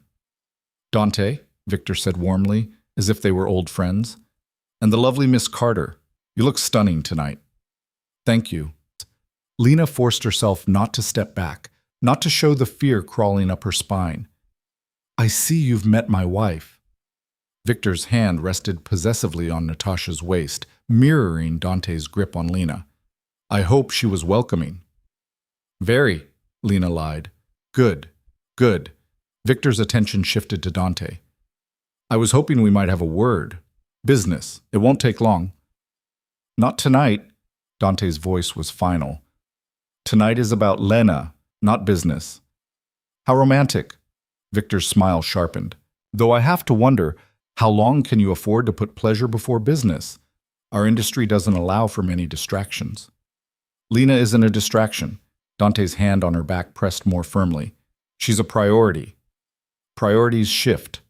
Victor's eyes held a warning, especially when they become liabilities. The threat hung in the air between them, thinly veiled and unmistakable. Is that what you think she is? Dante's voice dropped dangerously low. A liability? I think she's a complication you haven't fully considered. Victor glanced at Lena. No offense, my dear. You're charming. But charm doesn't translate well in our world. It gets crushed. Then it's a good thing I'm not as fragile as I look. Lena heard herself say the words before she could stop them. The ring on her finger felt heavy, solid, like armor. And I'm not afraid of your world. You should be. Natasha's voice was soft but cutting. It has a way of destroying beautiful things. Only if you let it. Lena lifted her chin. I don't plan to. Victor studied her for a long moment, then turned to Dante. She's got fire. I'll give you that. But fire burns, my friend. Make sure you don't get caught in the flames. He guided Natasha away, leaving Dante and Lena alone in the corner of the ballroom. Dante's hand was still on her back, his touch burning through the silk. That was reckless. You told me not to show fear. I told you not to show it. I didn't tell you to provoke him. But there was something in Dante's eyes that wasn't quite anger. You're either very brave or very stupid. You said that already, at your house. The assessment stands. Dante's thumb traced a slow circle on her spine, the touch sending shivers down her arms. Come on, we're leaving. But you said 9 o'clock. It's barely 8. Plans change. Dante took her hand and led her toward the exit. Victor got what he came for. Confirmation that you're real, that you matter to me. Staying longer just gives him more opportunities to test you. They walked through the lobby and out into the cool night air. The limousine was already waiting, the driver opening the door the moment he saw them approach. Dante handed Lena inside, then slid in beside her. The privacy screen went up, and they were alone again. You did well tonight, Dante said after a long silence. Better than I expected. Is that a compliment? It's a fact. He loosened his bow tie, the gesture somehow more intimate than anything that had happened at the gala. Victor believes you're important to me. Natasha thinks you're a threat. That's exactly what we needed. And what do you think I am? Lena asked quietly. Dante turned to look at her, his dark eyes unreadable in the dim interior. I think you're the first person in a very long time who's surprised me. That's not an answer. It's the only one I have right now. He reached for her hand, his fingers brushing the sapphire ring. You can take this off when we get back. The performance is over for tonight. Lena looked down at the ring, at the way it caught the passing streetlights and threw back blue fire. What if I don't want to take it off? Dante's hand stilled. Why wouldn't you? Because... Lena struggled to find the words. Because for 2 hours tonight, I felt like someone who mattered. Someone worth protecting. Someone worth... She stopped, the admission catching in her throat. Worth what? Dante's voice was barely above a whisper. Worth loving. The words came out broken, raw, even if it was all pretend. Silence filled the limousine, heavy and charged. Then Dante's hand cupped her cheek, tilting her face toward his. Lena. The limousine jerked to a sudden stop, throwing them both forward. Dante caught Lena before she could hit the partition, his arm around her waist like a steel band. What the hell? He reached for the intercom button. The partition slid down before he could press it. But instead of their driver's familiar face, a stranger stared back at them, young, hard-eyed, holding a gun. Mr. Moretti, the stranger said. Mr. Coslov sends his regards. Everything happened at once. Dante shoved Lena down onto the seat, his body covering hers. A gunshot cracked through the night, deafeningly loud in the confined space. Glass shattered, not the partition, but one of the windows. Stay down! Dante's weight pressed her into the leather, his hand on the back of her head protecting her. More gunshots, shouting. The limousine lurched forward, then sideways, metal grinding against metal. Lena couldn't breathe, couldn't think, couldn't do anything but press her face against the seat and pray. The sapphire ring bit into her palm where she'd clenched her fist. Then, as suddenly as it started, everything went silent. Dante lifted himself slightly, his weight still pinning Lena, but his hand reaching for something under the seat. When it came back up, he was holding a gun of his own. Dante? Lena's voice shook. What's happening? Change of plans. His voice was deadly calm. Victor just made his move. The driver's door opened. Footsteps on pavement. Then the back door was yanked open, and one of Dante's men, Marco, appeared, breathing hard. Sir, are you hurt? I'm fine. Dante climbed out, then reached back for Lena. The driver? Dead. They ambushed us 2 blocks from the hotel. 3 vehicles, professional hit. Marco's jaw was tight. We lost them in the industrial district, but they'll regroup. Dante pulled Lena from the car. Her legs barely held her weight. The street around them was dark, unfamiliar. Warehouses loomed on either side. Where are we? Lena managed. Somewhere we shouldn't be. Dante scanned the shadows, his gun still in hand. Marco, how many men do we have? 2 cars, 8 men total, but they'll come back with more. Then we move. Now. Dante's arm went around Lena's waist, supporting her weight. Can you walk? I think so. Good, because we're about to run. 2 black SUVs pulled up, and Dante practically lifted Lena into the back of the first one. He climbed in after her, Marco taking the front passenger seat. The vehicle accelerated before the door was fully closed. Where to, sir? The driver asked. Dante's expression was granite. The safe house, Route 7, and lose anyone following us. The SUV took a hard right, tires squealing. Lena grabbed the handle above the door, her heart hammering so hard she thought it might break through her ribs. Victor tried to kill us, she said, the words not quite sinking in. He actually tried to kill us. No. Dante's voice was ice. He tried to kill you. I was just collateral damage. Why? I did everything you said. I convinced him. You convinced him too well. Dante's jaw clenched. He doesn't see you as leverage anymore. He sees you as the thing that makes me vulnerable. And the fastest way to exploit that vulnerability is to remove you permanently. Terror flooded through Lena. Oh my, Mia. If he knows about me, he knows about... I already made the call. Dante held up his phone. Rachel's building is being evacuated as we speak. Gas leak. Everyone's being relocated to a hotel for the night. My people will have Mia secured within the next 10 minutes. Secured? Lena's voice cracked. What does that mean? It means she'll be brought to the safe house. With you. Where I can protect you both. Dante's hand found hers, his grip tight. I told you I wouldn't let anything happen to her. I meant it. The SUV took another hard turn. Through the window, Lena caught glimpses of the city rushing past, familiar streets that suddenly felt foreign and dangerous. This is my fault, she whispered. I shouldn't have provoked him. I shouldn't have… Stop! Dante's voice cut through her spiral. This isn't your fault. Victor was always going to escalate. The only question was when. His thumb brushed across her knuckles. At least now we know where we stand. Where do we stand? At war. Dante's eyes were hard, merciless. Victor just crossed a line he can't uncross. He tried to kill someone under my protection. In my world, that demands a response. What kind of response? Dante's smile was cold and terrifying. The kind that ends with Victor Coslov buried in a grave so deep no one will ever find him. The words should have horrified her, should have sent her running. But instead, Lena felt something else entirely. A fierce, burning satisfaction that someone was finally willing to fight for her, to protect her, to make the monsters who threatened her daughter pay. The SUV pulled into an underground garage, concrete walls closing in on all sides. The door opened, and Dante helped Lena out. Her legs were steadier now, adrenaline replacing shock. Where are we? She asked. Somewhere Victor doesn't know about. Dante led her toward an elevator, Marco and two other men flanking them. This building doesn't exist on any official records. No cameras, no witnesses, completely off-grid. The elevator rose in silence. When the doors opened, they revealed a space that looked more like a fortress than an apartment. Steel doors, reinforced walls, windows covered with bulletproof shutters. You'll stay here until this is resolved, Dante said, guiding her inside. Mia will be here within the hour. I've already arranged for everything she might need, clothes, toys, food. How long? Lena turned to face him. How long will we have to hide?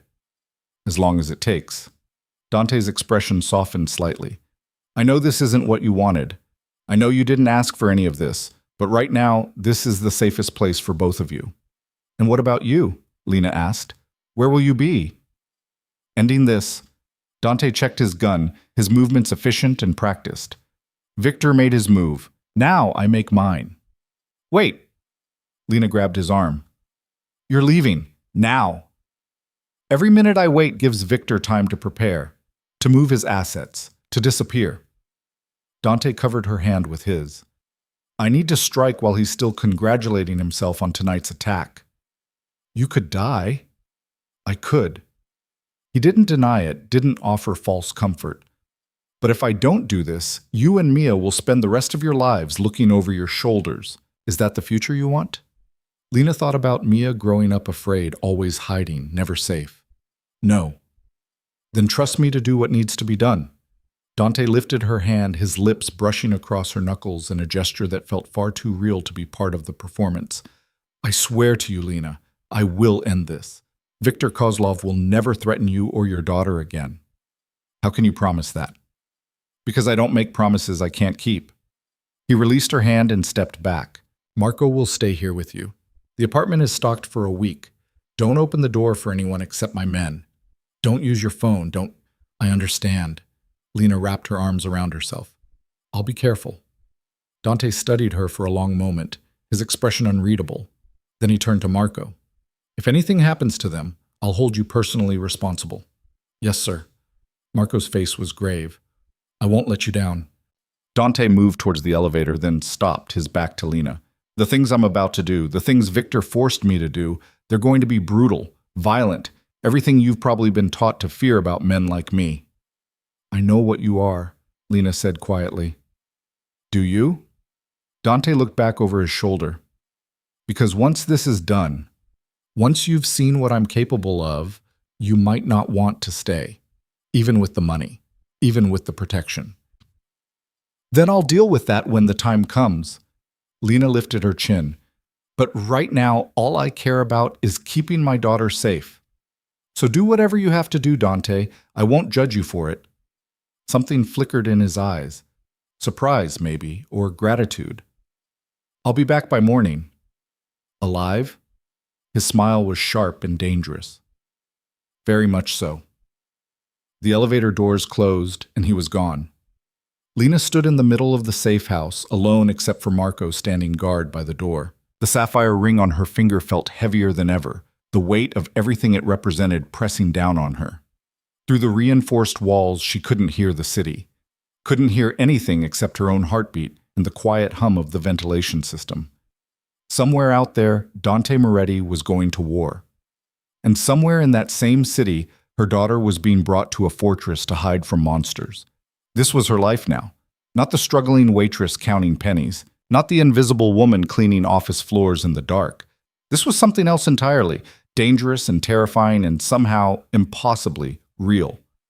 Lena touched the ring one more time, then pulled it off and set it on the table. The performance might be over for tonight, but the war had just begun.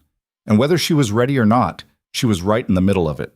Mia arrived 47 minutes later, wrapped in a pink blanket and clutching a stuffed rabbit that had seen better days. She was asleep in Rachel's arms, her face peaceful in a way that made Lena's chest ache. Rachel looked terrified. Her eyes were wide, her hands shaking as she stepped out of the elevator into the safe house.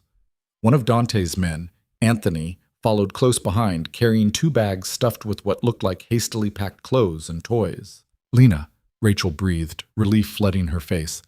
"What's happening? They said there was a gas leak, but then these men showed up and said I had to bring Mia here and it's okay." Lena crossed the room and gathered Mia from Rachel's arms, breathing in the familiar scent of her daughter's shampoo. "You did the right thing." "This isn't okay. None of this is okay." Rachel's voice rose, edging toward panic. "Who are these people? Where are we? And why does that man have a gun?" Marco shifted slightly by the door, his weapon visible under his jacket. Lena had forgotten how jarring that sight would be for someone from her old life. "Rachel, I need you to trust me."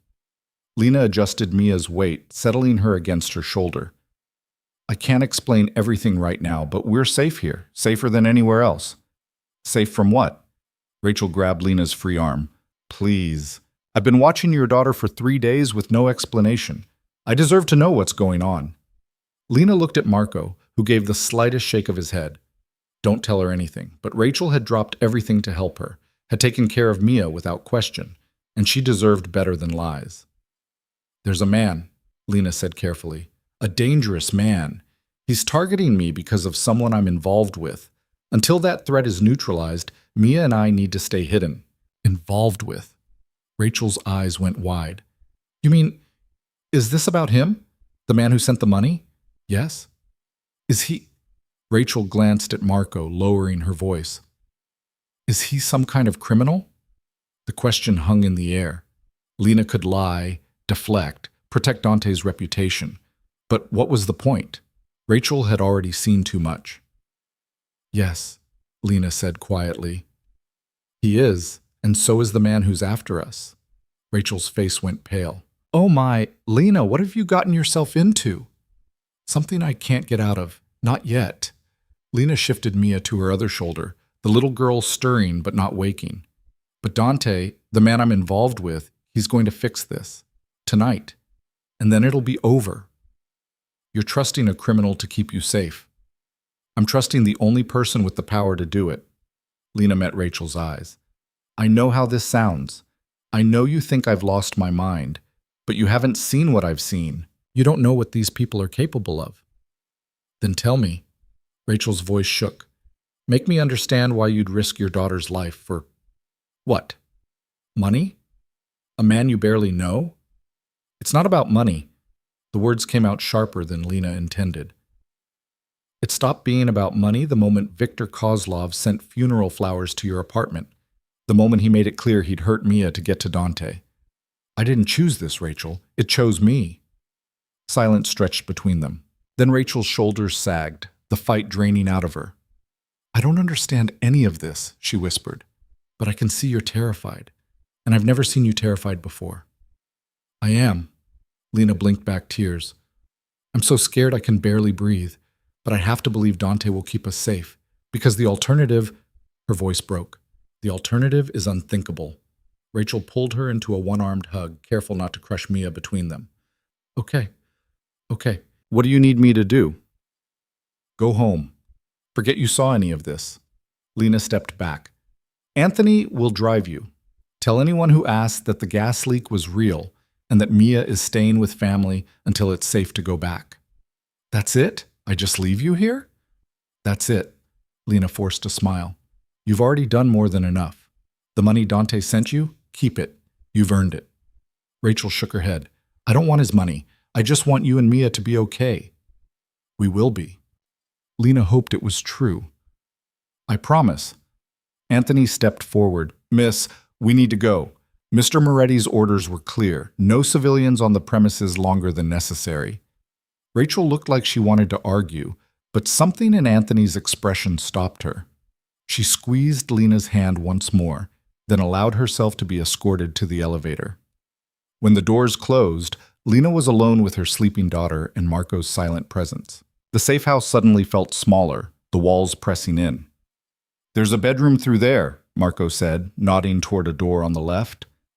Mr. Moretti had it prepared for the child. Crib, supplies, everything you might need. Lena carried Mia into the bedroom. It was exactly as Marco described, a proper nursery that had somehow materialized in a concrete fortress.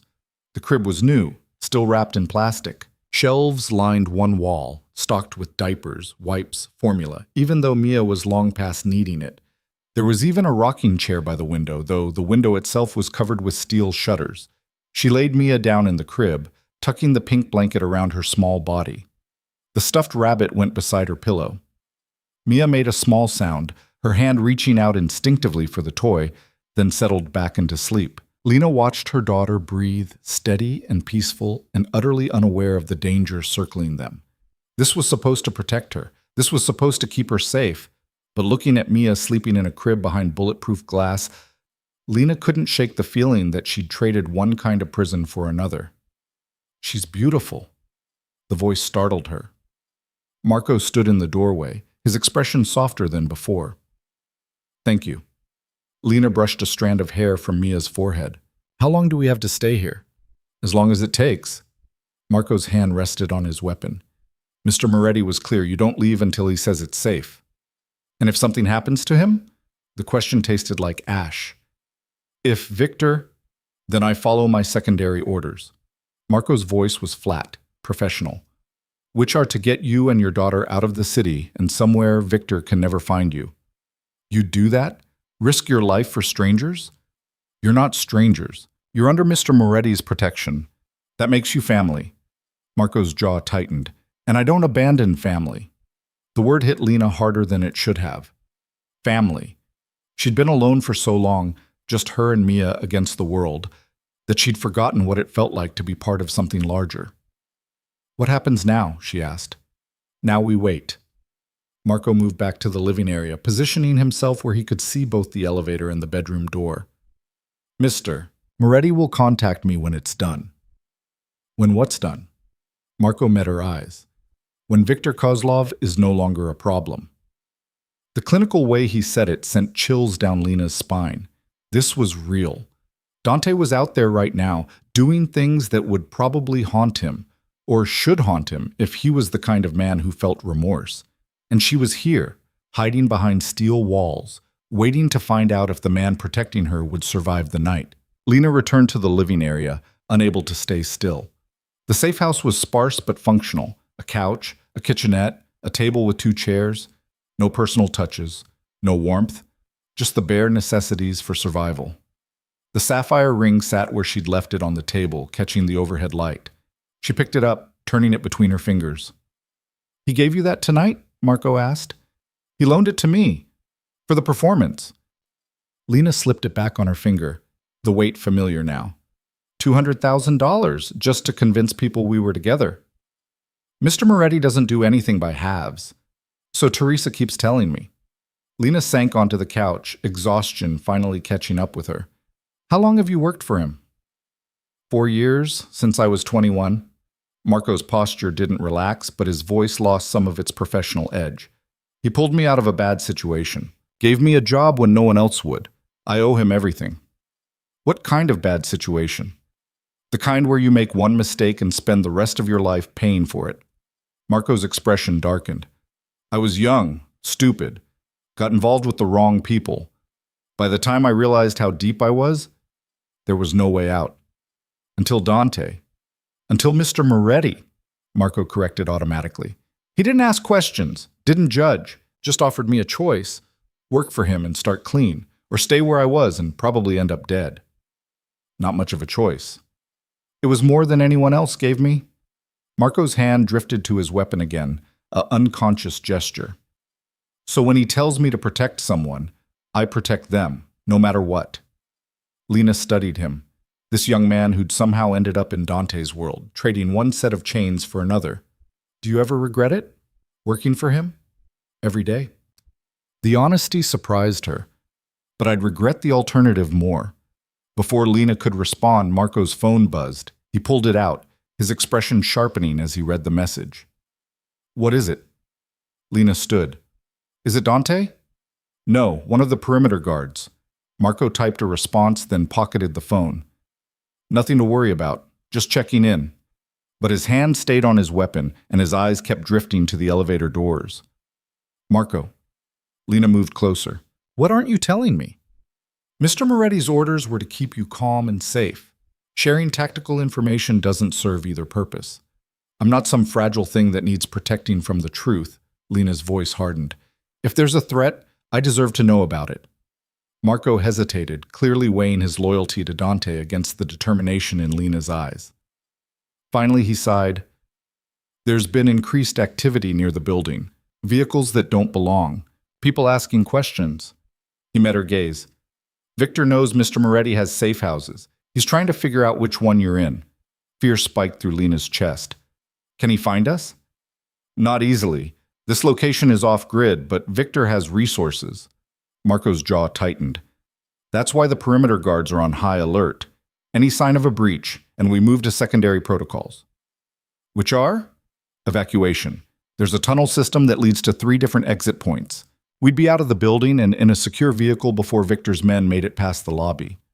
The fact that Dante had planned for this, had contingencies and backup plans and escape routes, should have been reassuring. Instead, it just drove home how dangerous the situation really was. How long until we hear from Dante? Lena asked. Marco checked his watch. He said by morning. It's almost midnight now. Could be hours yet. Hours. Lena thought about Dante moving through the city, hunting Victor, preparing to do whatever violence was necessary to end this. She thought about Victor doing the same, both men circling each other like predators. Do you think he'll win? The question came out smaller than she intended. Dante, I mean. Against Victor. Mr. Moretti always wins. Marco's voice was certain. That's why people fear him. He doesn't lose. Everyone loses eventually. Not him. Marco's expression was almost fanatical in its certainty. I've seen him take on impossible odds and come out on top. Victor Coslov is dangerous, but Mr. Moretti is something else entirely. He's a monster? Lena supplied. A survivor, Marco corrected. There's a difference. Lena thought about the man who'd slid a $200,000 ring onto her finger, who'd covered her body with his when bullets started flying, who'd promised to burn Victor's world to the ground if anything happened to Mia. What if I don't want him to be either? She said quietly. What if I just want him to be human? Marco's smile was sad. Then you're going to be disappointed. Men like Mr. Moretti gave up their humanity a long time ago. It's the price of survival in this world. Before Lena could respond, a sound came from the bedroom. Mia, crying out in her sleep. Lena rushed back to find her daughter sitting up in the crib, her face scrunched and tears streaming down her cheeks. Mama! Mia reached for her. Mama, where are we? We're somewhere safe, baby. Lena lifted her from the crib, holding her close. Mama's here. Everything's okay. Want to go home? Mia buried her face in Lena's neck. Don't like it here. I know. Lena rocked her gently the way she'd done 1,000 times before. But we have to stay here for a little while. Just until... Until what? Until Dante killed Victor? Until the danger passed? Until their lives were unrecognizable from what they'd been a week ago? Just for a little while, Lena repeated, as much for herself as for Mia. And then we'll figure out what comes next. She carried Mia back to the living area, settling into the couch with her daughter in her lap. Marco had moved to the far corner, giving them privacy while still maintaining his vigil. "Why is that man here?" Mia whispered, eyeing Marco with a child's unfiltered suspicion. "He's a friend. He's making sure we're safe." "Safe from what?" The question every child asked, innocent and impossible to answer honestly. Lena thought about all the lies parents told their children, about monsters under the bed and shadows in the closet. But this monster was real, and he knew their names. "Just safe," Lena said finally. "That's all that matters." Mia seemed to accept this, her small body relaxing against Lena's chest. "Can we watch a movie?" "Not tonight, baby. How about I tell you a story instead?" "The princess one?" Lena's throat tightened. The princess one. The story she'd made up years ago about a brave princess who saved herself instead of waiting for a prince. It seemed almost laughably naive now, sitting in a safe house while men with guns decided her fate. "Once upon a time," Lena began, her voice soft, "there was a princess who lived in a tall tower. Everyone thought she needed rescuing, but the princess knew something they didn't. She was stronger than she looked." Mia's breathing slowed, evening out as the familiar story worked its magic. Lena kept talking, spinning the tale of the princess who climbed down from her tower on her own, who faced dragons and dark forests and emerged victorious. By the time she reached the end, Mia was asleep again, her small hand clutching Lena's shirt. Lena sat there holding her, afraid to move, afraid to break the spell of this moment, where everything felt almost normal. Marco's phone buzzed again. Then again. He pulled it out, his expression tightening as he read.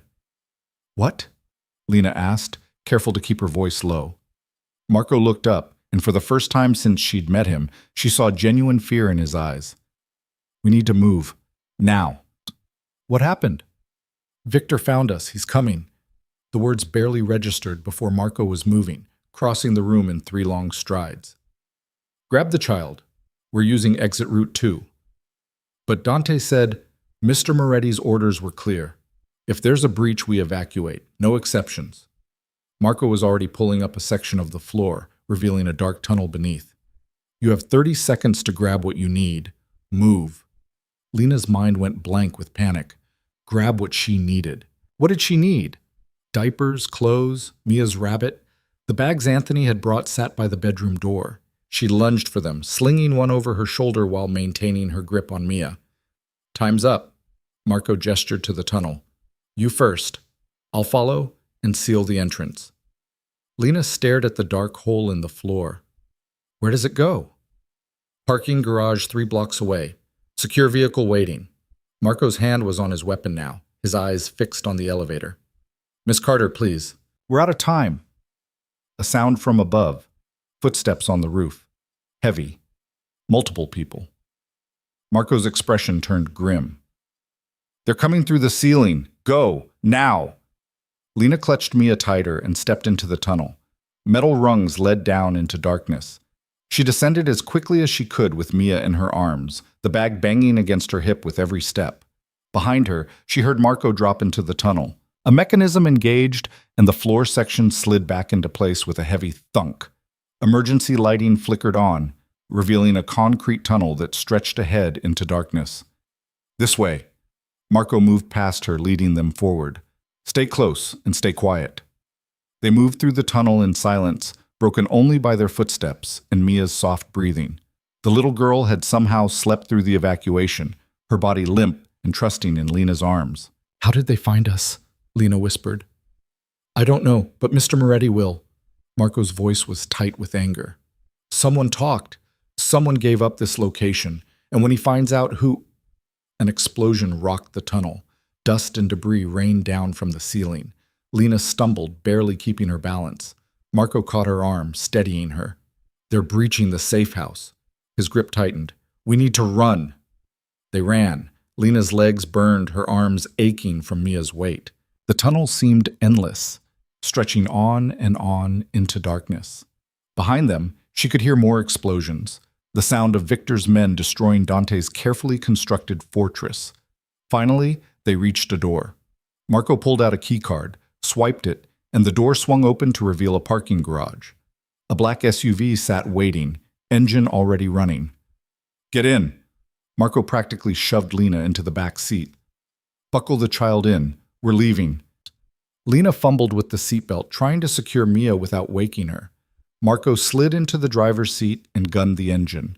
The SUV peeled out of the parking garage into the night streets. Where are we going? Lena asked.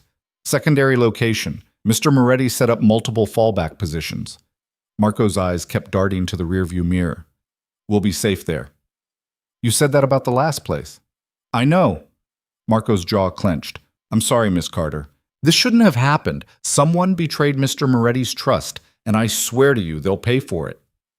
Lena didn't care about revenge. She cared about her daughter sleeping in a car seat, about Dante out there somewhere facing Victor's men, about the fact that her life had become an endless series of running and hiding and waiting for violence. Call him, she said. Call Dante. Tell him what happened. I can't. Communication blackout until the operation is complete. It's for his safety as much as ours. Then how do we know he's even alive? Marco's silence was answer enough. The SUV took a hard right, then another, winding through streets Lena didn't recognize. They were heading out of the city, away from the towers and lights toward industrial areas and warehouses. Marco.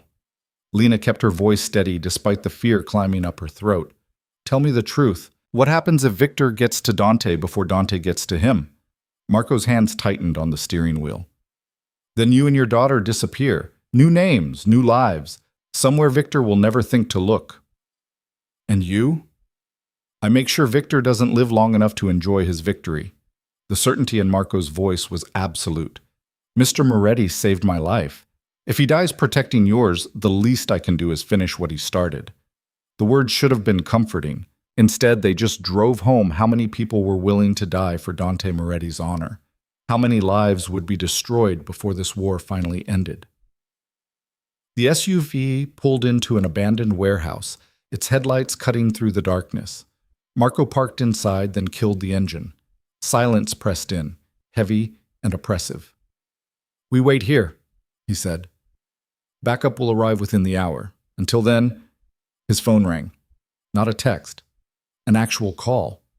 Marco stared at it like it might explode. Answer it, Lena urged. Marco put the phone to his ear. Yes, sir. Lena couldn't hear the other end of the conversation, but she watched Marco's face change, surprise, then relief, then something that looked almost like joy. Understood. Yes, sir. She's right here. Both of them. Marco met Lena's eyes. He wants to talk to you. He passed the phone across the seat. Lena took it with shaking hands. Dante? You're safe. His voice was rough, exhausted, but alive. So alive. Marco got you out. We're in a warehouse. Victor found the safe house. There were explosions. The words tumbled out in a rush. Are you okay? Where are you? I'm fine. It's done, Lena. It's over. What's over? Victor. His operation. All of it. Dante's voice carried weight, finality. He won't be threatening you or anyone else ever again. Lena's breath caught. You killed him. I did what had to be done. No remorse, no hesitation. And now you're free, both of you. Free. The word felt foreign, impossible. Just like that? Just like that. Dante paused. I'm sending a car for you. Marco will bring you to my house, the real one, not the safe house. You'll stay there tonight, and in the morning, we'll discuss what comes next. What comes next? Lena's voice shook. Dante, what are you saying? I'm saying you have a choice now. A real one. His voice softened just fractionally. You can take the money I've given you and disappear. Start a new life somewhere far from here. I'll make sure you're set up with everything you need. New identity, clean background, enough money to never worry again. Or you stay. The words hung between them, heavy with meaning. You stay, and we figure out what this thing between us actually is, because it stopped being pretend somewhere along the way, Lena, at least for me. Lena's heart hammered. You can't mean that. I don't say things I don't mean. Dante's voice was quiet, almost vulnerable. I know I have no right to ask. I know what I am, what I've done. But you're the first person in years who's looked at me and seen something worth saving. And He stopped, and when he spoke again, his voice was rough. I don't want to let that go. Tears burned Lena's eyes. I need time to think, to process all of this. Take all the time you need, but take it under my roof where I know you're safe. A pause. Please. The please broke something in her. This man who commanded armies and killed without remorse reduced to asking permission. Okay, Lena whispered. We'll come to your house, but Dante, I know it's not that simple. I know I can't undo everything that's happened. His voice was tired, worn, but I can try to make the future better than the past. If you'll let me, I'll think about it. That's all I'm asking. Dante's tone shifted back to business. The car will be there in 10 minutes. Marco will stay with you until you're safely inside. And Lena? Yes? Thank you for trusting me, for staying alive long enough for me to fix this. The line went dead before she could respond. Lena handed the phone back to Marco, her mind reeling. Victor was dead. The threat was over, and Dante had just offered her a choice, a real choice, not one forced by circumstances or fear. She could leave, take Mia and disappear into a new life, funded by Dante's blood money but free from his world. Or she could stay, face whatever came next with a man who terrified and fascinated her in equal measure. Miss Carter? Marco's voice pulled her back to the present. The car will be here soon. Is there anything you need? Lena looked at Mia, still sleeping peacefully despite everything. She thought about the woman she'd been a week ago, invisible, exhausted, barely surviving. And she thought about the woman she was becoming, stronger, braver, more dangerous than she'd ever imagined. No, she said finally. I have everything I need right here. But even as she said it, she knew it wasn't entirely true. Because somewhere in the chaos and violence and fear, she'd started wanting something she never thought she'd have again. She'd started wanting a future that didn't involve constantly looking over her shoulder, a partner who saw her as an equal, not a burden. A life where Mia could grow up safe and loved and whole. And the only man who could give her that was the same one who dragged her into this nightmare in the first place. The universe, Lena decided, had a twisted sense of humor. Headlights appeared at the warehouse entrance. Marco tensed, his hand going to his weapon, then relaxed as he recognized the vehicle. That's our ride, he said. Time to go home. Home. Lena wasn't sure where that was anymore. But as she gathered Mia and followed Marco to the waiting car, she realized something important. For the first time in her life, she had the power to decide.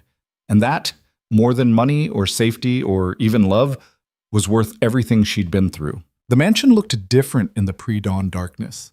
Less imposing. Almost welcoming, with warm light spilling from the windows and the gate standing open as if expecting them. The car pulled up to the front entrance, and before Marco could open the door, Dante was there.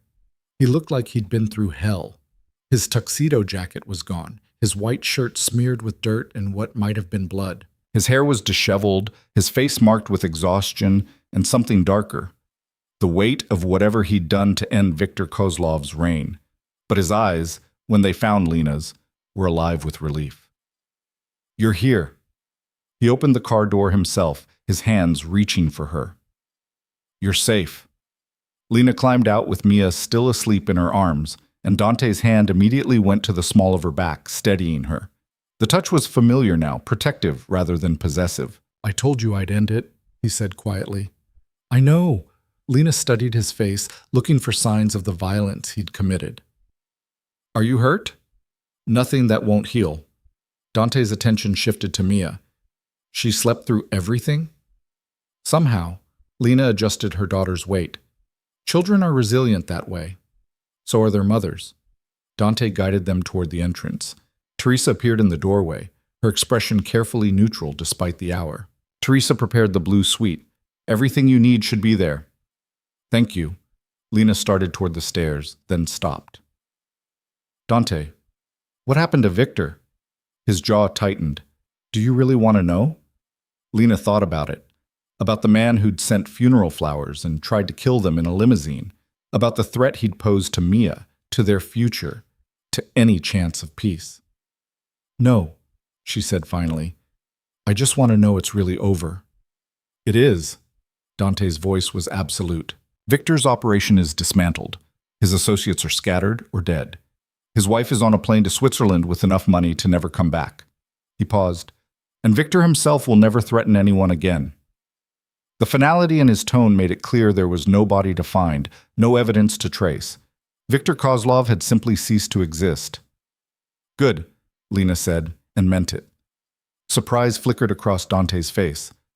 I expected judgment, horror, something other than acceptance. Maybe a week ago. Lena shifted Mia higher on her shoulder. But that was before I understood what it takes to survive in your world. Before I realized that some threats can't be reasoned with or escaped from. They have to be eliminated. That's a dark way to see things.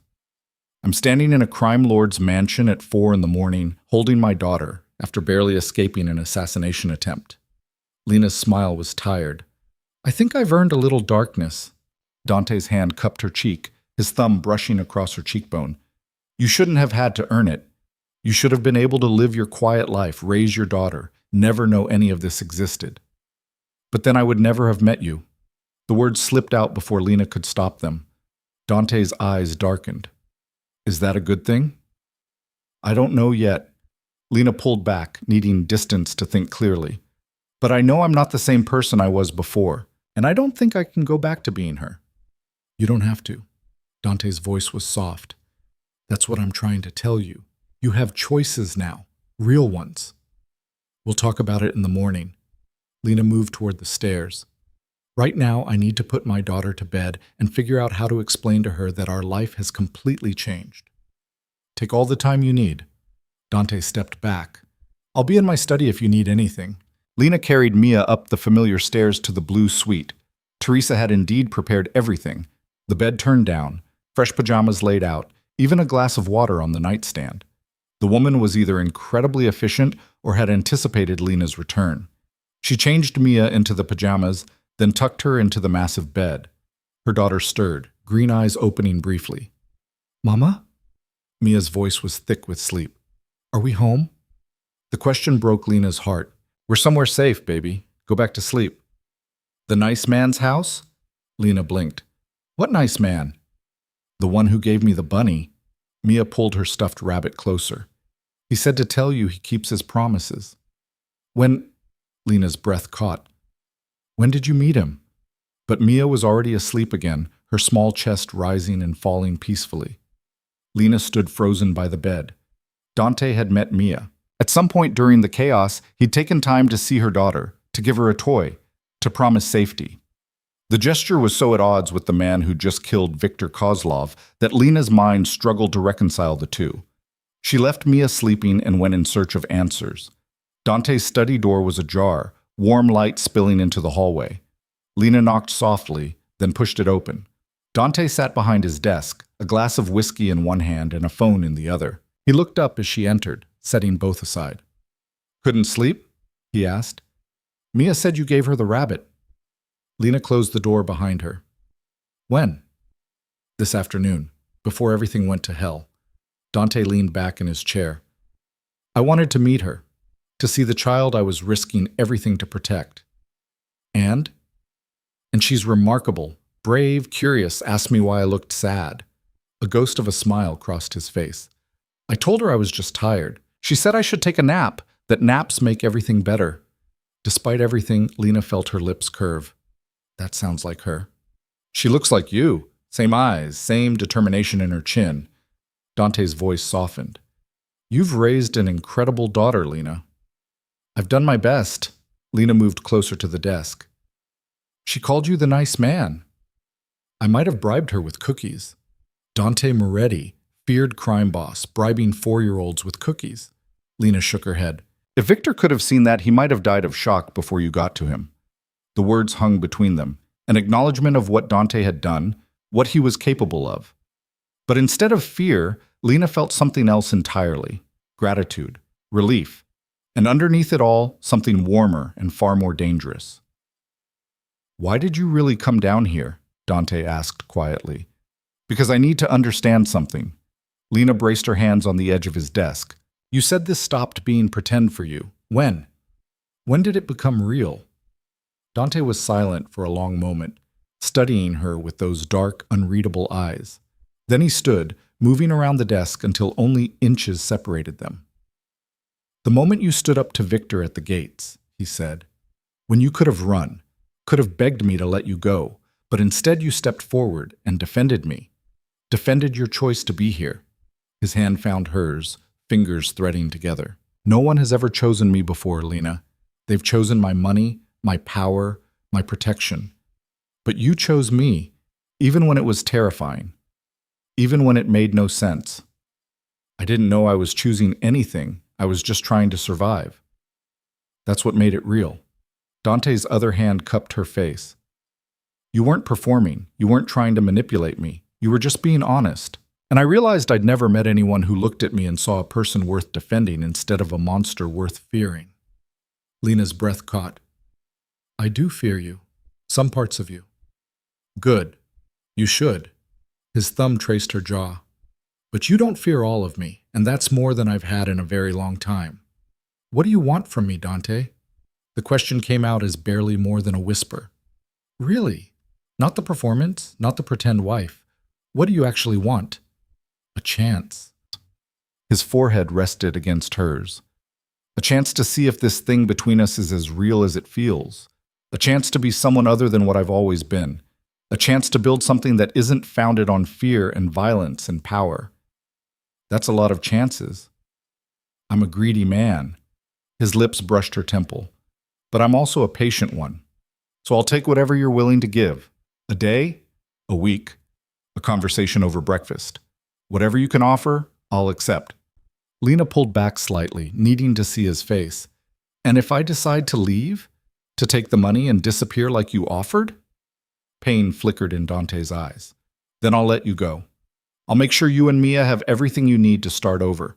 And I'll spend the rest of my life wondering what might have been if I'd been a different kind of man." "You are a different kind of man." Lena's hand came up to cover his where it rested against her cheek. "You're the kind who kills to protect, who builds fortresses to keep people safe, who bribes little girls with cookies and keeps promises even when it costs you everything. Those are the actions of a monster trying to be human, or a human trying to survive being a monster." Lena's voice strengthened. "We're all both things, Dante, light and dark, good and evil. The question isn't which one you are, it's which one you choose to be." "And what if I choose wrong?" "Then I'll be there to tell you." Lena smiled, surprising herself. "That's what partners do, isn't it? Keep each other honest? Pull each other back from the edge when they get too close to falling." "Partners," Dante tested the word. "Is that what you're offering?" "I don't know what I'm offering yet." Lena stepped back, needing space to think. "But I know I'm not ready to disappear. Not when I'm just starting to figure out who I am, when I'm not struggling to survive." "Then stay. For a week. A month. However long it takes to figure it out." Dante's hands fell to his sides. "No expectations, no pressure, just time and space to become whoever you want to be." "What about Mia? I can't raise her in your world. I won't expose her to violence and danger, and—" "She won't be exposed to any of it." Dante's voice was firm. "That part of my life is ending, Lena. I meant what I said about building something different. Victor's death marks the end of an era. I'm transitioning my operations to legitimate businesses. Real estate, security consulting, investments, the kind of work that doesn't require bloodshed. You can't just walk away from what you were." "No, but I can choose what I become." Dante met her eyes. "You said we all choose which side of ourselves to be. I'm choosing to be the man who keeps promises, who builds instead of destroys, who protects instead of threatens." That's a pretty speech. It's a pretty sentiment. Actually doing it will be harder. A wry smile crossed Dante's face. "But I have good motivation, a woman who sees me as human, a little girl who thinks I'm nice. That's more than I've had to fight for in years." Lena wanted to believe him, wanted to trust that people could change, that monsters could become men, that the violence of the past didn't have to define the future. "I need to see it," she said finally, "not just hear promises. I need to see you actually walk away from that life. Build something legitimate. Prove that you can be the man you say you want to be." "Fair enough. Dante moved back to his desk, pulling out a folder. I started the process 3 months ago. Before I met you, before any of this happened. Because I was tired of looking in the mirror and seeing someone I didn't recognize anymore. He handed her the folder. Inside were documents, incorporation papers for a security consulting firm, real estate holdings being transferred to legitimate LLCs, investment portfolios that looked perfectly legal. This is real, Lena breathed. It's been real for months. Victor's war just delayed the transition. Dante's expression was earnest. I was already leaving this life, Lena. You just gave me a reason to do it faster, better, with actual purpose instead of just exhaustion. Lena set the folder down, her mind reeling. So what happens now? Now you decide what you want your future to look like. Dante came around the desk again. You have money, more than enough to be independent. You have time, no more working 2 jobs just to survive. You have choices, real ones. What do you want to do with them? The question was so simple and yet so impossibly complex. What did she want? A week ago, Lena would have said safety, security, a life where she didn't have to count pennies or choose between rent and groceries, but she had all that now, and it wasn't enough. I want to finish my degree, she said slowly, the dream she'd buried years ago surfacing. I was studying early childhood education before I got pregnant, had to drop out to work. But I always thought, if I had the chance, you'll have it, Dante's voice was certain. Whatever school you want, whatever program, I'll make it happen. I want to do it myself. Pay for it with the money you gave me, not ask for handouts. That's not a handout. That's me investing in your future. But Dante raised his hands in surrender at her expression. Fine. Use your money. Be independent. I'll just be here supporting you from the sidelines. And Mia? I want her in the best school, not because it's expensive, but because it's right for her. Somewhere she can grow and learn and be safe. Done. Teresa can research options if you'd like, or you can do it yourself. Whatever makes you comfortable. Lena took a breath. And I want you to prove you can be in our lives without bringing danger with you. That means legitimate work, legal money, no more wars with people like Victor. That's the plan. Dante's expression was solemn. I can't erase my past, Lena. People will always know what I was, but I can control what I become. And I swear to you, I will never put you or Mia at risk again. How can you promise that when you live in a world where violence is currency? Because I'm changing currencies. Dante gestured to the folder. The security consulting firm? It protects people like you, domestic violence victims, witnesses to crimes, people who need to disappear or start over. I'm using everything I learned in the criminal world to help people escape it. The irony wasn't lost on Lena. The monster becomes the hero. The monster tries to make amends, Dante corrected. I'll never be a hero, but I can be useful, and maybe that's enough. Lena studied him, this complicated, dangerous, surprisingly gentle man who turned her life upside down. She thought about the way he'd covered her body with his when bullets flew, the way he'd made sure Mia was safe before anything else, the way he looked at her like she was someone worth protecting, worth fighting for, worth changing for. Okay, she said quietly. Dante's eyes widened. Okay? I'll stay, for now. We'll try this, whatever this is. Lena held up a hand before he could speak. But we go slow, really slow. No rushing into anything, no pretending we're something we're not. Just 2 people trying to figure out if they can build something real from the disaster we started with. I can do slow. Dante's smile was genuine, reaching his eyes for the first time since she'd met him. I can do whatever you need. Good. Because I need honesty, complete honesty. No more secrets, no more surprises. If something from your past comes back to haunt you, I need to know about it before it shows up at the front door. Agreed. Dante extended his hand. Full transparency from here on out. Lena took his hand, but instead of shaking it, she pulled him closer. And one more thing. Anything. Kiss me. For real this time. Not for show. Not to convince anyone. Just because you want to. Dante's breath caught. Lena, that's what I want, she said firmly. To know if this feeling is real or if it's just adrenaline and fear and proximity. So kiss me, Dante, and let's find out. For a moment he hesitated. Then his hand slid into her hair, tilting her face up to his. When his lips met hers, it wasn't the gentle, performative kiss he might have given an audience. It was hungry and desperate and achingly honest. A man who'd been alone too long finally finding something worth holding on to. Lena kissed him back with equal intensity, pouring everything she couldn't say into the contact. Her fear, her hope, her confusion, and her certainty all tangled together. When they finally broke apart, both breathing hard, she had her answer. "Real," she whispered. "It's real." Very real. Dante's forehead rested against hers. Probably more real than either of us is ready for. Then we'll figure it out together. Lena stepped back, her legs unsteady. But right now I need sleep. And you look like you're about to fall over. I'm fine.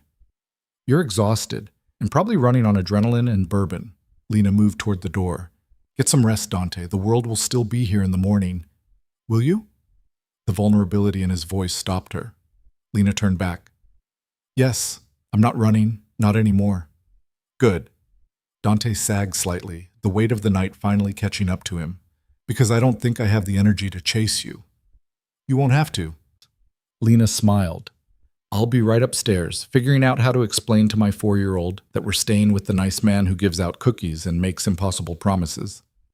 Are they impossible? Dante asked. The promises? I don't know yet. Lena's hand rested on the doorframe. But I'm willing to stick around and find out. She left him there, returning to the blue suite where Mia slept peacefully. Lena changed into the pajamas Teresa had provided, then slid into bed beside her daughter. Mia immediately curled into her side, seeking warmth and comfort even in sleep. Lena stared at the ceiling, her mind racing. Everything had changed in the span of a week. She'd gone from invisible waitress to protected partner of one of the most dangerous men in the city.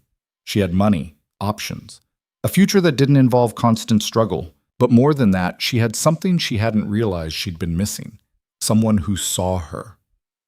Really saw her. Not as a burden or a responsibility or a means to an end, but as a person worth knowing, worth protecting, worth changing for. Whether that was enough to build a life on remained to be seen, but for the first time in years, Lena was willing to take the risk. Morning came too soon, sunlight streaming through the windows despite the late night. Mia woke first, bouncing on the bed with the endless energy of a well-rested 4-year-old. Mama, wake up! This bed is so big! And look, there's a garden outside with flowers. Lena groaned, pulling a pillow over her head. 5 more minutes, baby. But I'm hungry. Can we have pancakes? The nice man said he has a cook who makes really good pancakes. The nice man talks a lot, apparently. Lena sat up, rubbing her eyes. Okay, let's get you dressed and find breakfast. Teresa had thought of everything. Child-sized clothes in the closet, new toothbrushes in the bathroom, even toys scattered around the suite. Lena dressed Mia in jeans and a bright pink shirt, then threw on clothes for herself. They made their way downstairs, following the scent of coffee and bacon. The kitchen was enormous, with gleaming appliances and a breakfast nook that overlooked the gardens. Teresa stood at the stove, flipping pancakes, while Dante sat at the counter reading a newspaper. He looked up as they entered, and Lena saw the moment his carefully controlled expression softened at the sight of them. Good morning, he said. I hope you slept well. The bed is really big, Mia announced, climbing onto the stool next to him. And soft, like sleeping on a cloud. I'm glad you like it. Dante's attention shifted to Lena. Coffee? Please. Lena accepted the cup he poured, doctoring it with cream and sugar. We need to talk about logistics, school for Mia, my enrollment for classes, where we're actually going to live long term. After breakfast, Dante gestured to Teresa, who set a plate of pancakes in front of Mia. We have time to figure everything out. They ate together, the conversation surprisingly normal. Mia chattered about the garden and the rabbits she'd seen and could they please get a puppy because she'd always wanted one. Dante listened with genuine interest, occasionally catching Lena's eye with expressions that ranged from amused to overwhelmed.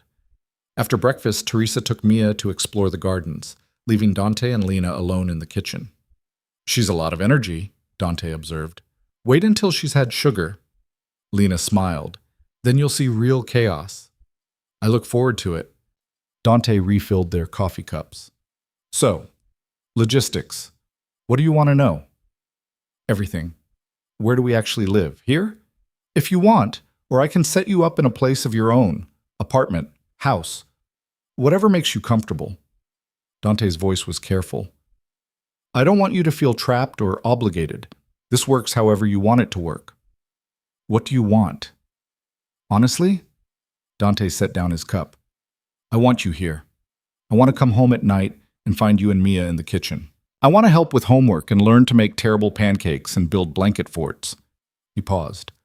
But I also know that's asking a lot. We barely know each other, and rushing into playing house might not be the smartest move. Lena considered. What if we compromise? We stay here for now, but I keep looking at other options. If it works, great. If it doesn't, we have a backup plan. I can live with that. Dante's relief was visible. What about school? For both of you? Mia needs somewhere close, somewhere safe, but not isolated. I don't want her growing up in a bubble. Lena traced the rim of her cup. And for me, I want to go back to the university, finish my degree. It'll take 2 years, maybe 3 if I'm part-time. Full-time, Dante said firmly. You've spent enough years putting your dreams on hold. Do it right. I'll handle everything else. I can't let you... You're not letting me do anything. I'm offering to help my... He stopped, uncertain. What are we calling this? What we are to each other. Lena thought about it. Partners. For now. See where it goes. Partners. Dante tested the word again, and this time it seemed to fit. Okay, so as your partner, I'm offering to support you while you finish school. That's what partners do. Is it? Or is that what rich men do for the women they're trying to keep? Maybe it's both. Dante met her eyes. I won't lie and say I don't want to keep you, but I also genuinely want you to have the future you deserve. If that means supporting you through school so you can eventually stand on your own without needing me, then that's what I'll do. The honesty surprised her. Most men would have hidden their motivations, pretended it was pure altruism, but Dante laid it out plainly. His selfishness and his generosity all mixed together. Okay, Lena said, I'll accept your help, but I'm keeping the money you gave me separate. That's mine, my safety net if this all goes wrong. Fair enough. Dante stood, offering his hand. Want to see something? Lena took his hand, letting him lead her through the mansion to a room she hadn't seen before. He opened the door to reveal an office, smaller than his study, but beautifully appointed with a desk, bookshelves, and a window overlooking the gardens. This can be yours, he said. A place to study, to work, to have privacy when you need it. He gestured to another door. And through there is a playroom I had set up for Mia. Nothing fancy yet, but Teresa has a list of things to buy if you approve. Lena walked into the playroom, tears stinging her eyes. It was painted in soft colors, with shelves ready for toys and books, a small table for art projects, and a reading nook with cushions and a canopy. You did all this? Overnight? I made some calls. Dante's voice was soft. I wanted you to know I'm serious about making this work, about giving you and Mia a real home. Lena turned to face him. This is too much. It's not enough. Dante closed the distance between them. You've been surviving on scraps for years, Lena. Let me give you more. Let me give you everything. I don't need everything. I just need... She stopped, realizing what she was about to say. What? Dante's hand cupped her face. What do you need? You. The word came out small but certain. I need you to be real. To be honest, to not turn back into the monster when things get hard. I can't promise I won't make mistakes. Dante's thumb brushed her cheekbone. I can't promise I'll always make the right choice, but I can promise I'll try. Every single day, I'll try to be the man you see when you look at me. And if you fail, then you call me on it. You hold me accountable. You don't let me slide back into old patterns. His forehead rested against hers. That's what partners do, right? Keep each other honest. Lena smiled despite the tears threatening to fall. You're using my own words against me. I'm a quick learner. Dante's lips brushed her temple. So what do you say? Want to try building something real with a reformed monster? You're not reformed yet. No, but I'm working on it. He pulled back, his expression serious. "And I'll keep working on it for as long as you'll let me." Lena thought about her old life. The struggle, the exhaustion, the constant fear of not being enough. Then she thought about the possibility in front of her, a partner who saw her worth, a home where Mia could thrive, a future built on choice rather than desperation. It was terrifying. It was impossible. It was everything she'd never let herself want. "Okay," she said, "let's try." Dante's smile was brilliant, transforming his face into something younger, lighter. "Yeah?" "Yeah." Lena laughed, the sound surprising them both. "But I'm keeping my own bank account, and if you ever lie to me, you'll leave, and I'll deserve it." Dante pulled her close, his arms wrapping around her waist. "I know the stakes, Lena. I know what I'm risking, and I know I don't deserve this chance, but I'm going to do everything in my power to prove you didn't make a mistake." "You'd better." Lena rested her head against his chest, listening to his heartbeat. "Because Mia already likes you, and if you break her heart, I won't." The promise was absolute. "I'll protect her, both of you, for as long as you'll let me." They stood there, holding each other in a playroom built for a child who'd never had anything new, in a mansion owned by a man who'd never had anything real. And for the first time in longer than either could remember, the future felt like something worth fighting for. 3 months later, Lena sat in her first college class in 6 years, a notebook open in front of her and a sense of possibility blooming in her chest. Mia was enrolled in a Montessori school she loved, making friends and bringing home artwork that Dante proudly displayed on the refrigerator. And Dante himself had officially launched his security consulting firm, taking on clients who needed protection and proving that his past didn't have to define his future. They still lived in the mansion, though Lena had looked at apartments twice and decided she wasn't ready to leave. Not yet. Not when coming home meant finding Dante and Mia building block towers in the playroom or having dinner together as something resembling a family. It wasn't perfect. Dante still had moments where the old instincts surfaced, controlling tendencies, protective behaviors that bordered on possessive. But he was trying, learning, becoming someone neither of them had expected. And Lena was changing too. The invisible waitress who'd walked into Celestine on her birthday no longer existed. In her place was a woman who knew her worth, who fought for her future, who'd learned that strength came in many forms. The sapphire ring sat in a jewelry box in her office, a reminder of where they'd started. Someday, maybe, it would mean something different. But for now, it was just a symbol of a performance that had become reality. "How was class?" Dante asked when she got home that evening. "Challenging, exciting, exactly what I needed." Lena set down her bag, accepting the kiss he pressed to her forehead. "Where's Mia?" "Helping Teresa bake cookies. Apparently we're having a tea party later, and I've been informed my attendance is mandatory." "Poor you," Lena smiled, "having to attend a tea party with a 4-year-old. It's torture." But his eyes were warm, content. "How did I ever survive before this became my life?" "You didn't." Lena touched his face. "You just existed. Now you're living. Because of you." Dante caught her hand, pressing a kiss to her palm. "You saved me, Lena. You and Mia both." "We saved each other," Lena corrected. "That's what partners do." From the kitchen came the sound of Mia's laughter, high and bright and full of joy. It was the sound of the child who felt safe, who knew she was loved, who would grow up never knowing the struggle her mother had endured. And for Lena, that was worth everything. Worth the fear, worth the risk, worth trusting a dangerous man to become someone better. Because in the end, they'd both gotten what they needed. Dante had found redemption in the form of a woman who saw past his reputation to the person underneath. And Lena had found power in realizing she deserved more than just survival. She deserved a life worth living. The restaurant table where it all started felt like a lifetime ago. That lonely woman eating dinner alone on her birthday had become someone else entirely. Someone stronger, braver, more certain of her place in the world. And as Dante pulled her close, as they walked together toward the sound of their daughter's laughter, Lena realized something important. She'd stopped running. She'd stopped hiding. She'd stopped being invisible. And in their place, she'd found something she never expected. A home. A partner. A future built on truth instead of lies, on choice instead of desperation, on love instead of fear. It wasn't the fairy tale she'd told Mia all those nights ago. it was better. Because it was real. And real, messy, complicated, and beautifully imperfect was exactly what she'd been searching for all along.